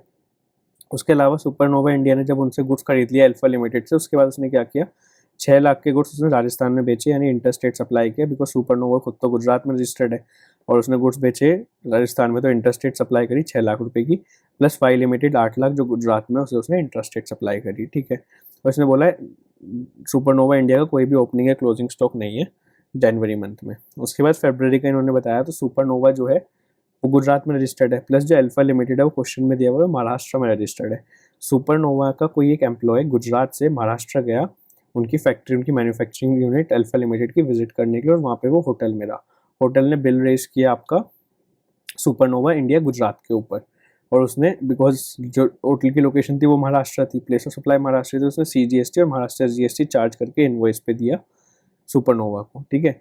प्लस अब टोटल जो बिल था वो 1 लाख का था, उसमें से कुछ पैसा ऐसा था जो एम्प्लॉय ने अपने पर्सनल एक्सपेंसेस के लिए किया, जो नॉन ऑफिशियल ड्यूटीज़ के लिए उसने किया, तो 50,000 रुपये सुपरनोवा ने अपने एम्प्लॉय से रिकवर भी करे। इस इन्फॉर्मेशन का कोई रिलेवेंस नहीं है 50,000 वाला इस क्वेश्चन में, बट उन्होंने दी हुआ है कन्फ्यूज़ करने के लिए, और क्वेश्चन बन सकता था इस पर, बट इन्होंने नहीं बनाया, ठीक है। उसके बाद फरवरी में क्या हुआ, सुपरनोवा ने एक इवेंट मैनेजमेंट कंपनी है फन इवेंट्स लिमिटेड, उससे हायर किया और उससे बोला एक इवेंट ऑर्गेनाइज कराना है आपको मॉरिशस में, ठीक है, देख लेंगे। उसके बाद उन्होंने बोला हुआ अल्फा लिमिटेड और सुपरनोवा लिमिटेड का कोई भी इनपुट टैक्स क्रेडिट का ओपनिंग बैलेंस नहीं है, प्लस कोई भी इनवर्ड या आउटवर्ड सप्लाई नहीं है अदर देन जो ऊपर डिस्कस करी है। उसके बाद उन्होंने बोला ऊपर के अलावा मान लो सारी कंडीशन ITC की सेटिस्फाइड है, सारी अमाउंट एक्सक्लूसिव ऑफ GST है, इंट्रा स्टेट पर 9% का टैक्स है, इंट्रा स्टेट पे 18% का टैक्स है, कस्टम्स ड्यूटी इंपोर्ट के ऊपर नील अज्यूम करी है इन्होंने, और उन्होंने बोला लेकिन IGST पेबल है इंपोर्ट ऑफ गुड्स के ऊपर, कोई भी एडिशनल ड्यूटी सेस अलग से एप्लीकेबल नहीं है। सबसे पहले उन्होंने मेरे को बोला टोटल GST लाइबिलिटी बताओ net of ITC Alpha Limited की for the month of January, तो अल्फा लिमिटेड की ट्रांजेक्शन मेरे को यहाँ पे दी हुई है, तो इसका मैंने कंप्यूटेशन किया हुआ है। अगर मैं आपको बताऊँ इसकी, सबसे पहले मैंने कंप्यूटेशन किया हुआ है ITC का, तो अल्फा लिमिटेड ने जनवरी में 10 लाख के गुड्स इंपोर्ट करे, इंपोर्ट पे IGST लगता है 18% के हिसाब से, तो 18% IGST 1,80,000 IGST आ गया। दूसरी ट्रांजेक्शन उसकी जनवरी की जो क्वेश्चन में दी गई है, बस वो एक ट्रांजेक्शन डोमेस्टिक परचेज की 2 लाख की, और वो भी क्वेश्चन में दिया हुआ है कि वो इंटरस्टेट परचेज है, तो 2 लाख पे 18% 36,000 का मेरा IGST आ गया, मेरा टोटल क्रेडिट आ गया 2,16,000 का। जब मैं आउटपुट टैक्स लाइबिलिटी की बात करता हूँ तो 10 लाख के मैंने गुड्स सोल्ड करे सुपरनोवा का, तो सुपरनोवा गुजरात में है, मैं महाराष्ट्र में हूँ, अल्फा लिमिटेड तो इंटरस्टेट है तो IGST लगेगा, तो 10 लाख के ऊपर 1,80,000 का IGST आ गया। उसके अलावा जो ट्रांसपोर्टर चार्जेस सुपरनोवा ने पे करे वो अल्फा लिमिटेड की लाइबिलिटी थी, तो सप्लायर की लाइबिलिटी रेसिपिएंट ने पे करी, तो वो भी वैल्यू ऑफ सप्लाई में आएगा, तो देयरफॉर 2 लाख पे 18% ये भी आके 36,000। उसके बाद सप्लायर ने अल्फा लिमिटेड ने सुपरनोवा इंडिया से 12,000 रुपये म्यूनसिपल लेवी के रिकवर किए, वो भी सेक्शन 15(2)A के अंदर वैल्यू ऑफ सप्लाई का पार्ट बनता है, तो देयरफॉर 12,000 पे 18% 2160 आपका वो भी वैल्यू ऑफ सप्लाई में आ जाएगा, टैक्स आ जाएगा। देन आपका टोटल आउटपुट लाइबिलिटी बन जाएगी फॉर द मंथ ऑफ जनवरी 2,18,160 का IGST, उसमें से आप पे ITC अवेलेबल है 2,16,000 का, तो नेट में आपको IGST पे करना पड़ेगा 2160 का, यही आपका क्वेश्चन आ जाएगा 2160 पेबल है IGST। देन उन्होंने बोला what shall be the gross IGST liability without any adjustment of ITC और supernova for the month of January, तो IGST लाइबिलिटी निकालनी है सुपरनोवा की, तो यानी हमें बस इंटरस्टेट कंसिडर करना पड़ेगा। अगर मैं इंटरस्टेट कंसिडर करूँ तो सुपरनोवा की एक तो ही वाइल्ड ट्रांजेक्शन 6 लाख की उसने राजस्थान में करी है, इसके अलावा जो वो 20% की रॉयल्टी दे रही है, तो रॉयल्टी दे रही है तो location of recipient outside India है, तो प्लेस ऑफ सप्लाई मेरा आउटसाइड इंडिया हो गया बिकॉज सेक्शन 13(2) लग जाएगा, तो उस पर भी IGST लग जाएगा। तो मेरी टोटल सेल्स अगर सुपरनोवा की जनवरी की देखूँ तो 6 लाख और 8 लाख यानी 14 लाख की टोटल सेल है, 14 लाख की टोटल सेल है, इस पर 20% रॉयल्टी बनती है 2,80,000, तो 2,80,000 पे 18% GST, 18% GST, तो एक तो अमाउंट ये हो गई जो आपकी आ जाएगी, ये दी 50,400,000 कमीशन के ऊपर GST, प्लस जो एक्स को राजस्थान में सेल करी है इंटरस्टेट 6 लाख की, उस पर 18%, टोटल आपका लाइबिलिटी आ जाएगी विदाउट ITC वाली 1,58,400। हमने गुजरात वाली ट्रांजेक्शन क्यों ऐड नहीं करी, बिकॉज हमसे पूछा गया IGST लाइबिलिटी बताओ, गुजरात तो इंटरस्टेट है तो इस पर तो C और S वाली लाइबिलिटी आएगी। प्लस उन्होंने बोला है कि ITC अवेलेबल होगा GST जो कि सुपरनोवा ने होटल चार्जेस के लिए पे किया, तो नई प्लेस ऑफ सप्लाई इशू आएगा, आप गुजरात में रजिस्टर्ड हो तो महाराष्ट्र GST का ITC कैसे लोगे, तो नई ITC अवेलेबल नहीं है। उसके बाद उसने बोला कि GST एप्लीकेबल होगा क्या जो इवेंट फन इवेंट्स लिमिटेड ने सुपरनोवा के लिए मॉरिशस में ऑर्गेनाइज किया, प्लस उसकी प्लेस ऑफ सप्लाई बताओ, तो हमने कितनी बारी देख लिया सेक्शन 12(7) के अंदर, अगर सप्लायर भी इंडिया में है रेसिपिएंट भी इंडिया में है तो उस केस में इवेंट मैनेजमेंट सर्विसेज की लोकेशन होती है, अगर रेसिपिएंट रजिस्टर्ड है तो उसकी जो लोकेशन है वही लोकेशन होती है। इस केस में सुपरनोवा रजिस्टर्ड है, कहाँ पे रजिस्टर्ड है, गुजरात में, तो प्लेस ऑफ सप्लाई गुजरात होगा, GST एप्लीकेबल होगा, और फोर्थ का B option is correct. So last case study of today of this lecture number 2, काफ़ी अच्छी केस स्टडी है, ऑल्दो इसमें भी ऐसा ही है कि इन्फॉर्मेशन ज़्यादा है, आई थिंक थोड़ा और क्वेश्चन बन सकते थे with respect to intermediate also, but उन्होंने नहीं बनाए, बट ठीक है अच्छा क्वेश्चन है। पहले क्वेश्चन में आउटपुट टैक्स लाइबिलिटी पूछी है, फिर कुछ स्टेटमेंट्स मेरे को दिए हुए बताने हैं सही है गलत है, फिर कुछ आपको GST पेबल निकालना है और इनपुट टैक्स रेट बताना है कितना आप क्लेम कर सकते हो। इसके अंदर क्या है, तो एक कंपनी है आपकी डूडल INC, जो कि यूएसए की कंपनी है, वो क्या करती है, काफ़ी आईटी रिलेटेड सर्विसेज देती है, इंडिया में भी, आउटसाइड इंडिया भी। उसके बाद एक उसकी सब्सिडरी है इंडिया के अंदर, डूडल इंडिया, जो कि कर्नाटका में रजिस्टर्ड है और वो इंडियन कस्टमर्स को आईटी रिलेटेड सर्विसेज देती है। नाउ डूडल आईएनसी जो है उसका बेसिकली काम क्या है, वो क्लाउड बेस्ड स्टोरेज सर्विसेज देती है काफ़ी सारे कस्टमर को। उस कस्टमर के अंदर बिजनेस एंटिटीज भी होती है, नॉन बिजनेस एंटिटीज भी होती है इंडिया के अंदर। और इन पर्टिकुलर सर्विसेज के लिए जो ये क्लाउड बेस्ड स्टोरेज सर्विसेज दे रही है, जो कस्टमर पेमेंट करते हैं वो डायरेक्टली आपकी यूएसए वाली एंटिटी को जाती है, इंडियन एंटिटी का उसमें कोई रोल नहीं होता। प्लस जो कस्टमर के साथ कॉन्ट्रैक्ट होता है वो कॉन्ट्रैक्ट भी पूरा इंडिपेंडेंटली डूडल यूएसए वाली कंपनी करती है, इंडिया वाली कंपनी का किसी भी थर्ड पार्टी का कोई रोल नहीं होता उसके अंदर, ठीक है। उसके बाद अगर आपको कुछ उन सर्विसेज के रेस्पेक्ट में कोई इशू आता है तो डूडल यूएसए वाली कंपनी ने डूडल इंडिया वाली कंपनी से एक अरेंजमेंट किया हुआ है कि आप हमारा कॉल सेंटर ऑपरेट करोगे। तो प्रिंसिपल टू प्रिंसिपल बेसिस पे डूडल इंडिया एक कॉल सेंटर ऑपरेट करती है फॉर डूडल एलएलसी, और उसके हिसाब से वो वहाँ पे आपके कस्टमर की क्वेरीज रिजॉल्व करती है। और इस चीज़ के लिए डूडल इंडिया क्या करती है, जितना उसका एक मंथ में एक्सपेंस होता है उस एक्सपेंस पे 10+ मार्कअप लगा के डूडल एलएलसी से रिकवर करती है, डूडल यूएसए से रिकवर करती है। उसके बाद जो ये तो एक सर्विस हो गई जो प्रिंसिपल टू प्रिंसिपल बेसिस पे वो कॉल सेंटर सर्विस देती है। दूसरी सर्विस क्या होती है, डूडल इंडिया डूडल यूएसए के लिए मार्केटिंग सर्विसेज भी देती है। तो वो इंडिया के अंदर डूडल सर्विसेज की क्लाउड बेस्ड स्टोरेज सर्विसेज है उसके लिए मार्केटिंग करती है, बट वो कोई कॉन्ट्रैक्ट एंटर नहीं कराती कस्टमर के साथ, सिर्फ प्रिंसिपल टू प्रिंसिपल बेसिस में मार्केटिंग सर्विस देती है यूएस वाली एंटिटी को। और उसके लिए वो जितना भी उसका पूरे मंथ में एक्सपेंस होता है with respect to marketing service उसके 20% मार्कअप ऐड करके यूएसए वाली एंटिटी से रिकवर कर लेती है। उसके बाद जो आपकी डूडल आईएनसी है जो यूएसए वाली कंपनी है, वो ना क्या करती है, ऑनलाइन जो स्पेस होते हैं एडवर्टीजमेंट के डोमेन वगैरह पे वो सेल करती है। उसने वही इंडिया वाली कंपनी को सेल किया और इंडिया वाली कंपनी से वो क्या करती है 5 करोड़ पर मंथ वो sale of online advertisement space के लिए रिकवर करती है। डूडल इंडिया उस एडवर्टीजमेंट स्पेस को आगे कस्टमर्स को सेल करती है। तो technically Doodle India principal basis पे परचेज कर रही है, रेंटिंग पे ले रही है और प्रिंसिपल बेसिस पे आगे सप्लाई कर रही है, कोई एजेंट वाला कॉन्सेप्ट नहीं है। अच्छा, मार्केटिंग और कॉल सेंटर में क्या इंटरमीडिएट वाला कॉन्सेप्ट लगेगा? ना, इंटरमीडिएट भी लगेगा, बिकॉज यहाँ पे प्रिंसिपल टू प्रिंसिपल सर्विसेज दी जा रही है, ऑन अकाउंट सर्विसेज दी जा रही है। यहाँ पे डूडल इंडिया कोई भी फैसिलिटेशन नहीं कर रही है between service of Doodle US से to customer. Doodle US customer को इंडिपेंडेंट सर्विसेज दे रहा है और जो उसने मार्केटिंग वाली सर्विसेज ली है या जो उसने कॉल सेंटर लिया वो सिर्फ उसने सब कॉन्ट्रैक्टिंग करी है डूडल इंडिया को। तो यहाँ पे इंटरमीडिएट का कॉन्सेप्ट नहीं आएगा। इंटरमीडिएट कॉन्सेप्ट यहाँ पे क्यों रिलेवेंट है, यहाँ क्वेश्चन में एक्सपोर्ट रिलेटेड कुछ ट्रांजेक्शन भी हो गया और टैक्स लायबिलिटी वाला पूछेगा। अगर आपका इंटरमीडिएट का कॉन्सेप्ट आता तो इंटरमीडिएट के केस में आपकी प्लेस ऑफ सप्लाई हो जाती है लोकेशन ऑफ सप्लायर, तो उस केस में इंडिया के अंदर ही प्लेस ऑफ सप्लाई हो जाती है और एक्सपोर्ट ऑफ सर्विस क्वालिफाई नहीं हो पाता, बिकॉज एक्सपोर्ट ऑफ सर्विस की एक कंडीशन होती है कि प्लेस ऑफ सप्लाई इंडिया के बाहर होना चाहिए। तो अगर आपके केस के अंदर इंटरमीडिएट बन जाता तो इंडिया के अंदर ही प्लेस ऑफ सप्लाई बन जाती, देयरफॉर एक्सपोर्ट क्वालिफाई नहीं होता। इसलिए इस क्वेश्चन को इस तरीके से ड्राफ्ट किया है बिकॉज इंटरमीडिएट का कॉन्सेप्ट दिमाग में रख के किया गया है। अगर आपका इंटरमीडिएट कॉन्सेप्ट क्लियर है तो आप इस क्वेश्चन को बहुत ईजिली कर सकते हो। इनफैक्ट सर्कुलर्स इंटरमीडिएट आए उनमें कॉल सेंटर मार्केटिंग वाले भी एग्जाम्पल्स दिए गए हैं। तो मार्केटिंग और कॉल सेंटर तो बिल्कुल स्ट्रेटली आपका इंटरमीडिएट नहीं होता, क्योंकि यहाँ पे आप कुछ रोल ही प्ले नहीं कर रहे कस्टमर और यूएस वाली एंटिटी के बीच में कॉन्ट्रैक्ट कराने के लिए। आप सिर्फ एक मार्केटिंग सर्विसेज दे रहे हो प्रिंसिपल टू प्रिंसिपल बेसिस पे और आप एक कॉल सेंटर चला रहे हो एज अ पार्ट ऑफ सब कॉन्ट्रैक्टिंग, तो ये इंटरमीडिएट नहीं है।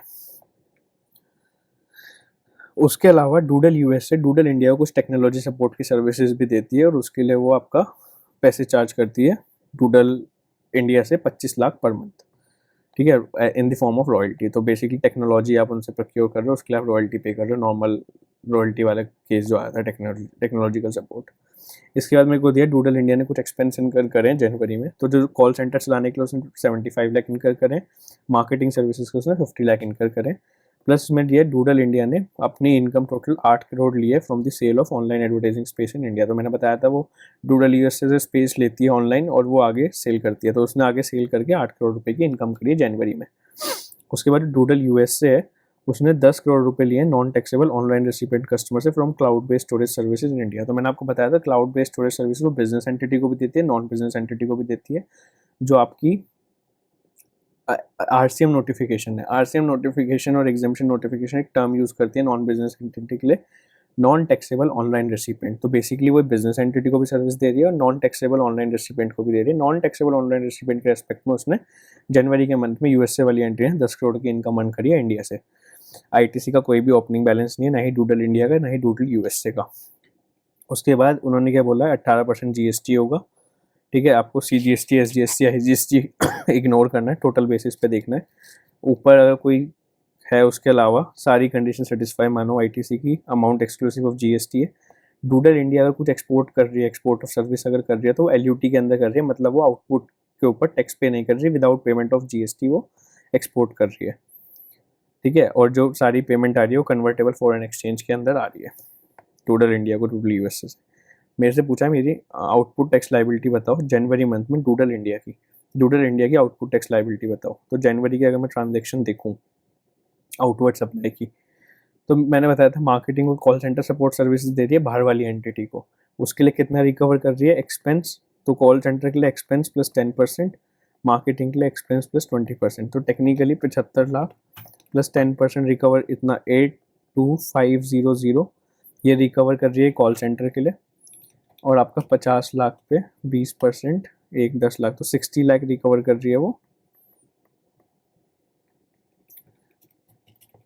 आपका USA वाली एंटिटी से। दोनों अमाउंट USA वाली एंटिटी से रिकवर कर रही है, तो ये उसकी आउटवर्ड सप्लाई है। बट क्या टैक्सेबल सप्लाई है? तो इसमें पूछा आउटपुट टैक्स लाइबिलिटी बताओ, तो क्या इसके ऊपर कोई टैक्स लाइबिलिटी बनेगी? देखो इसके ऊपर अगर मैं GST देखूँ, GST बनता, बट इसमें बताया था कि अगर वो कुछ भी एक्सपोर्ट कर रहे हैं, अगर आप ये इन्फॉर्मेशन देखो, अगर वो कोई भी एक्सपोर्ट कर रहा है तो विदाउट पेमेंट ऑफ IGST कर रहा है, तो अगर ये एक्सपोर्ट क्वालिफाई होता है तो यानी मैं विदाउट पेमेंट ऑफ IGST कर रहा हूँ, तो with respect to these two transaction मेरी आउटपुट टैक्स लाइबिलिटी नहीं बनेगी। अब मैं एक्सपोर्ट ऑफ सर्विस कर रहा हूँ नहीं कर रहा हूँ, तो एक्सपोर्ट ऑफ सर्विस की कुछ पर्टिकुलर कंडीशन होती है। पहली कंडीशन कि लोकेशन ऑफ सप्लायर इंडिया होनी चाहिए। सप्लायर कौन है? डूडल इंडिया के अंदर लोकेटेड है, यस, फर्स्ट कंडीशन सेटिस्फाई। दूसरी, location of recipient outside India होनी चाहिए। रेसिपेंट कौन है? डूडल US, क्या वो outside India? Yes, second condition satisfied. Third, place of supply outside India होनी चाहिए। प्लेस ऑफ सप्लाई का general provision 13(2) location of recipient, और एक इंटरमीडिएरी वाला प्रोविजन की लोकेशन ऑफ सप्लायर। मैंने बताया इंटरमीडिएरी का केस नहीं है, इन जनरल केस है, तो लोकेशन ऑफ रेसिपेंट यानी US से प्लेस ऑफ सप्लाई हो जाएगी, नहीं प्लेस ऑफ सप्लाई भी आउटसाइड इंडिया है। फोर्थ एस्पेक्ट कि आपको फॉरेन एक्सचेंज जो आपका आ रहा है पैसा, वो कन्वर्टेबल फॉरेन एक्सचेंज में आना चाहिए, वो मेरे को क्वेश्चन के अंदर दिया हुआ है कि कन्वर्टेबल फॉरेन एक्सचेंज के अंदर पैसा आ रहा है। लास्ट कंडीशन की जो दोनों एंटिटी है वो merely establishment of distinct person नहीं होने चाहिए। इसके अंदर एक सर्कुलर इशूड है कि अगर आपकी दोनों बॉडी कॉर्पोरेट है, इंडिया के अंदर भी बाहर भी सेपरेट लीगल एंटिटीज़ हैं, वहाँ के लॉ में रजिस्टर्ड हैं, तो वो मर्ली डिस्टिंक्ट पर्सन नहीं होते। तो देयरफॉर यहाँ पे US से INC वहाँ पे रजिस्टर्ड है, डूडल इंडिया में रजिस्टर्ड, दोनों सेपरेट लीगल एंटिटी हैं। HO ब्रांच ऑफिस वाला केस नहीं है, सेपरेट लीगल एंटिटी है, तो ये एस्टैब्लिशमेंट ऑफ डिस्टिंक्ट पर्सन भी नहीं है। देयरफॉर पांचों कंडीशन एक्सपोर्ट ऑफ सर्विस की सेटिस्फाई होती है, तो ये एक्सपोर्ट कर रहा है LUT के अंदर विदाउट पेमेंट ऑफ GST, तो मेरा आउटपुट टैक्स लाइबिलिटी में तो इसकी अमाउंट नहीं आएगी। इसके अलावा मैं और क्या कर रहा हूँ, तो इंडिया में मैंने 8 करोड़ की जनवरी मंथ में सेल करी है, सेल ऑफ ऑनलाइन स्पेस की, तो इस पर मेरा 18% का GST, यानी मेरा आउटपुट टैक्स लाइबिलिटी जाएगी 1,44,00,000, 8 करोड़ इंटू 18%। ठीक है, उसके बाद इसने बोला है please select correct statement specifically in relation to sale of online advertisement space service provided by Doodle INC और डूडल इंडिया। तो ये जो sale of online advertisement space होती है, ओइडा सर्विस क्वालिफाई होती है। ओइडा आपने कॉन्सेप्ट डिटेल में पढ़ा होगा कि कुछ टेक्नोलॉजी रिलेटेड सर्विसेज होती हैं जो इलेक्ट्रॉनिक प्लेटफॉर्म पे दी जाती हैं, और विदाउट IT सपोर्ट वो सर्विस नहीं दे सकते आप। तो ओइडा सर्विस क्वालिफाई होती है जो ऑनलाइन एडवर्टीजमेंट स्पेस होती है। एग्जाम्पल में भी उन्होंने इंक्लूड किया हुआ है इसे। ठीक है, ओइडा सर्विस के रेस्पेक्ट में या फॉर दैट मैटर कोई भी अगर आप सर्विसेज ले रहे हो, इम्पोर्ट ऑफ सर्विस कर रहे हो फ्रॉम एनी पर्सन जो कि बाहर लोकेटेड है, आप इंडिया में लोकेटेड हो और आप इम्पोर्ट ऑफ सर्विस कर रहे हो और आप नॉन टैक्सेबल ऑनलाइन रिसिपेंट नहीं हो। बेसिकली सिंपल टर्म में अगर बताऊँ, अगर आप बिजनेस एंटिटी हो और आप कोई भी इम्पोर्ट ऑफ सर्विस कर रहे हो तो उसके ऊपर RCM लगता है, चाहे वो ओइडा ही क्यों ना हो। ठीक है, तो इस केस में भी आपका ओइडा के केस में जो आप स्पेस एडवर्टीजमेंट स्पेस इंडिया में डूडल इंडिया ले रहा है, डूडल इंडिया बिजनेस एंटिटी है, नॉन टैक्सेबल ऑनलाइन रिसिपेंट तो नहीं है, बिजनेस एंटिटी है, तो RCM लगेगा। नाउ सेकंड क्वेश्चन आ सकता है कि प्लेस ऑफ सप्लाई इंडिया में है भी, there is a section 13 subsection 12, वो क्या बोलता है कि जो ओइडा सर्विस है उसके रेस्पेक्ट में जो प्लेस ऑफ सप्लाई होगा वो लोकेशन ऑफ रेसिपेंट होगा। रेसिपेंट कौन है? Doodle India. तो since place of supply India में है, location of supply outside India है, और location of recipient in India है, ये तीन कंडीशन सेटिस्फाई होती है, therefore import of service qualify हो जाएगा। इम्पोर्ट ऑफ सर्विस जब क्वालिफाई हो जाएगा तो इसके ऊपर डूडल इंडिया को RCM में टैक्स पे करना पड़ेगा। क्या डूडल INC को रजिस्ट्रेशन लेने की ज़रूरत है? सो देखो, जो IGST का एक स्पेशल प्रोविजन है वो जो डील करता है ओइडा सप्लायर के रिस्पेक्ट में, तो वो प्रोविजन बोलता है कि अगर आप सर्विसेज दे रहे हो with respect to non online taxable recipient, आप उन्हें अगर सर्विसेज दे रहे हो तो आपको विद रिस्पेक्ट टू दो सर्विसेज इंडिया में रजिस्ट्रेशन लेना पड़ेगा। बट अगर आप बिजनेस एंटिटी को सर्विसेज दे रहे हो तो बिजनेस एंटिटी वाली सर्विस बिजनेस एंटिटी RCM में पे करेगी। तो यहाँ इम्पोर्ट ऑफ सर्विस है, डूडल इंडिया बिजनेस एंटिटी है, तो with respect to this Doodle US को टैक्स पे करने की जरूरत नहीं, डूडल इंडिया आरसीएम के अंदर टैक्स पे करेगी। तो वही हमारा ऑप्शन सी बोल रहा है, Doodle INC is providing online information database access और retrieval services and tax on same is to be paid by Doodle India on reverse charge basis. ना उन्होंने बोला जीएसटी पेपर बताओ डूडल आईएनसी का for the month of January. Doodle INC का अगर मैं बताऊं तो डूडल आईएनसी देखो जो आपकी 5 करोड़ रिकवर कर रही है फ्रॉम डूडल इंडिया, यानी डूडल इंडिया को सर्विसेज दे रही है। कौन सी सर्विस दे रही है? ओइडा सर्विस दे रही है। बट मैंने अभी बताया कि अगर कोई भी इम्पोर्ट ऑफ सर्विस आप कर रहे हो तो उस पर बिजनेस एंटिटी इंडिया में जो है वो आपका आरसीएम में टैक्स पे करती है, तो इसके रेस्पेक्ट में आपका डूडल इंडिया टैक्स पे कर रहा होगा, तो आपको डूडल यूएस को टैक्स पे करने की जरूरत नहीं है। प्लस जब टेक्नोलॉजिकल सपोर्ट दे रहा है, this is also an import of service. Since ये इम्पोर्ट ऑफ सर्विस है, इसके रेस्पेक्ट में business entity that is doodle India tax पे कर रहा होगा, तो आपको इस पर भी टैक्स पे करने की जरूरत नहीं है। आप अल्टीमेटली टैक्स किस पे करोगे? जो 10 करोड़ की अमाउंट है जो आप नॉन टैक्सेबल ऑनलाइन रेसिपिएंट से इंडिया के अंदर रिकवर कर रहे हो, ये आरसीएम के अंदर कवर नहीं है, और इसके रेस्पेक्ट में डूडल यूएस को टैक्स पे करना पड़ेगा। तो आपकी टैक्स लाइबिलिटी आ जाएगी 18 करोड़ की, 1 करोड़ 80 लाख की, सॉरी 10 करोड़ पर 18%। ठीक है, ये आपका आंसर हो जाएगा। नाउ इसने पूछा what shall be the total input tax rate that can be availed bye Doodle India for transaction undertaken in the month of January. तो देखो उसने क्या क्या एक्सपेंस किए हैं जनवरी के अंदर। एक तो उसने 75 लाख का एक्सपेंस किया है, 50 लाख का एक्सपेंस किया है, ठीक है। इसके अलावा उसने एक 5 करोड़ का एक्सपेंस किया डूडल यूएस को दे रहा है, 25 लाख का एक्सपेंस किया डूडल यूएस को दे रहा है। तो अगर मैं टोटल एक्सपेंस देखूँ उसका 5 crore plus 25 lakh plus 75 lakh plus 50 lakh, total उसका एक्सपेंस है 6.5 सीआर का। 6.5 सीआर पे 18% जीएसटी लगेगा, तो ये अमाउंट आएगा आपका 1.17 सीआर। तो उसे जो आईटीसी मिलेगा with respect to for the month of January वो मिलेगा 1.17 सीआर। ठीक है, इसके सॉल्यूशन में एक गलती है, इन्होंने जो ओइडा सर्विस की प्लेस ऑफ सप्लाई डिटरमाइन करी है वो सेक्शन 13(2) के अंदर करी है। सेक्शन 13(2) शायद इन्होंने गलती से लिख दिया, यहाँ पे सेक्शन 13(12) होगा, बिकॉज ओइडा का स्पेसिफिक प्रोविजन सेक्शन 13(12) है, तो हम 13(2) में नहीं जाएंगे, हम 13(12) से ही करेंगे। इम्पैक्ट वही आएगा बिकॉज 13(2) में भी लोकेशन ऑफ रेसिपिएंट हो जाता है, 13(12) में भी रेसिपिएंट ही होता है, बट हाँ सिर्फ स्पेसिफिक प्रोविजन है 13(12) के अंदर, तो हम उसी को अडॉप्ट करेंगे। So this is with respect to this. हमने लेक्चर 1 में केस सिनेरियो 1 to 11 कवर करे थे। नाउ लेक्चर 2 के अंदर हमने केस सिनेरियो 12 to 22 कवर कर लिए। इसके बाद हमारे 3 लेक्चर इस सीरीज के अंदर बचते हैं, जिसके अंदर हम रिमेनिंग केस सिनेरियो करेंगे। आई होप आप लोगों को कॉन्सेप्चुअली भी क्लियर हो रहा है, प्लस आपका कम से कम टाइम में, अगर आप खुद से सॉल्व नहीं कर पाए हो ये सब केस सिनेरियो, तो आपको यहाँ पे सॉल्व करने का ट्रिकी पॉइंट्स का आइडिया मिल रहा है, क्या क्या ट्रिकी पॉइंट्स होते हैं। प्लस अगर आपने खुद से भी सॉल्व किया तो अगर आपको कोई डाउट हो तो आई होप इससे क्लियर हो पा रहा है। प्लस अदर देन दैट, अगर आपको लगता है कि कोई भी आपको डाउट है with respect to case scenario या इसके अलावा भी कुछ है, सो मैंने पहले भी अपना नंबर शेयर किया है, सो मैं आपको एक बार वो दिखा देता हूँ जो शेयर मैंने किया है।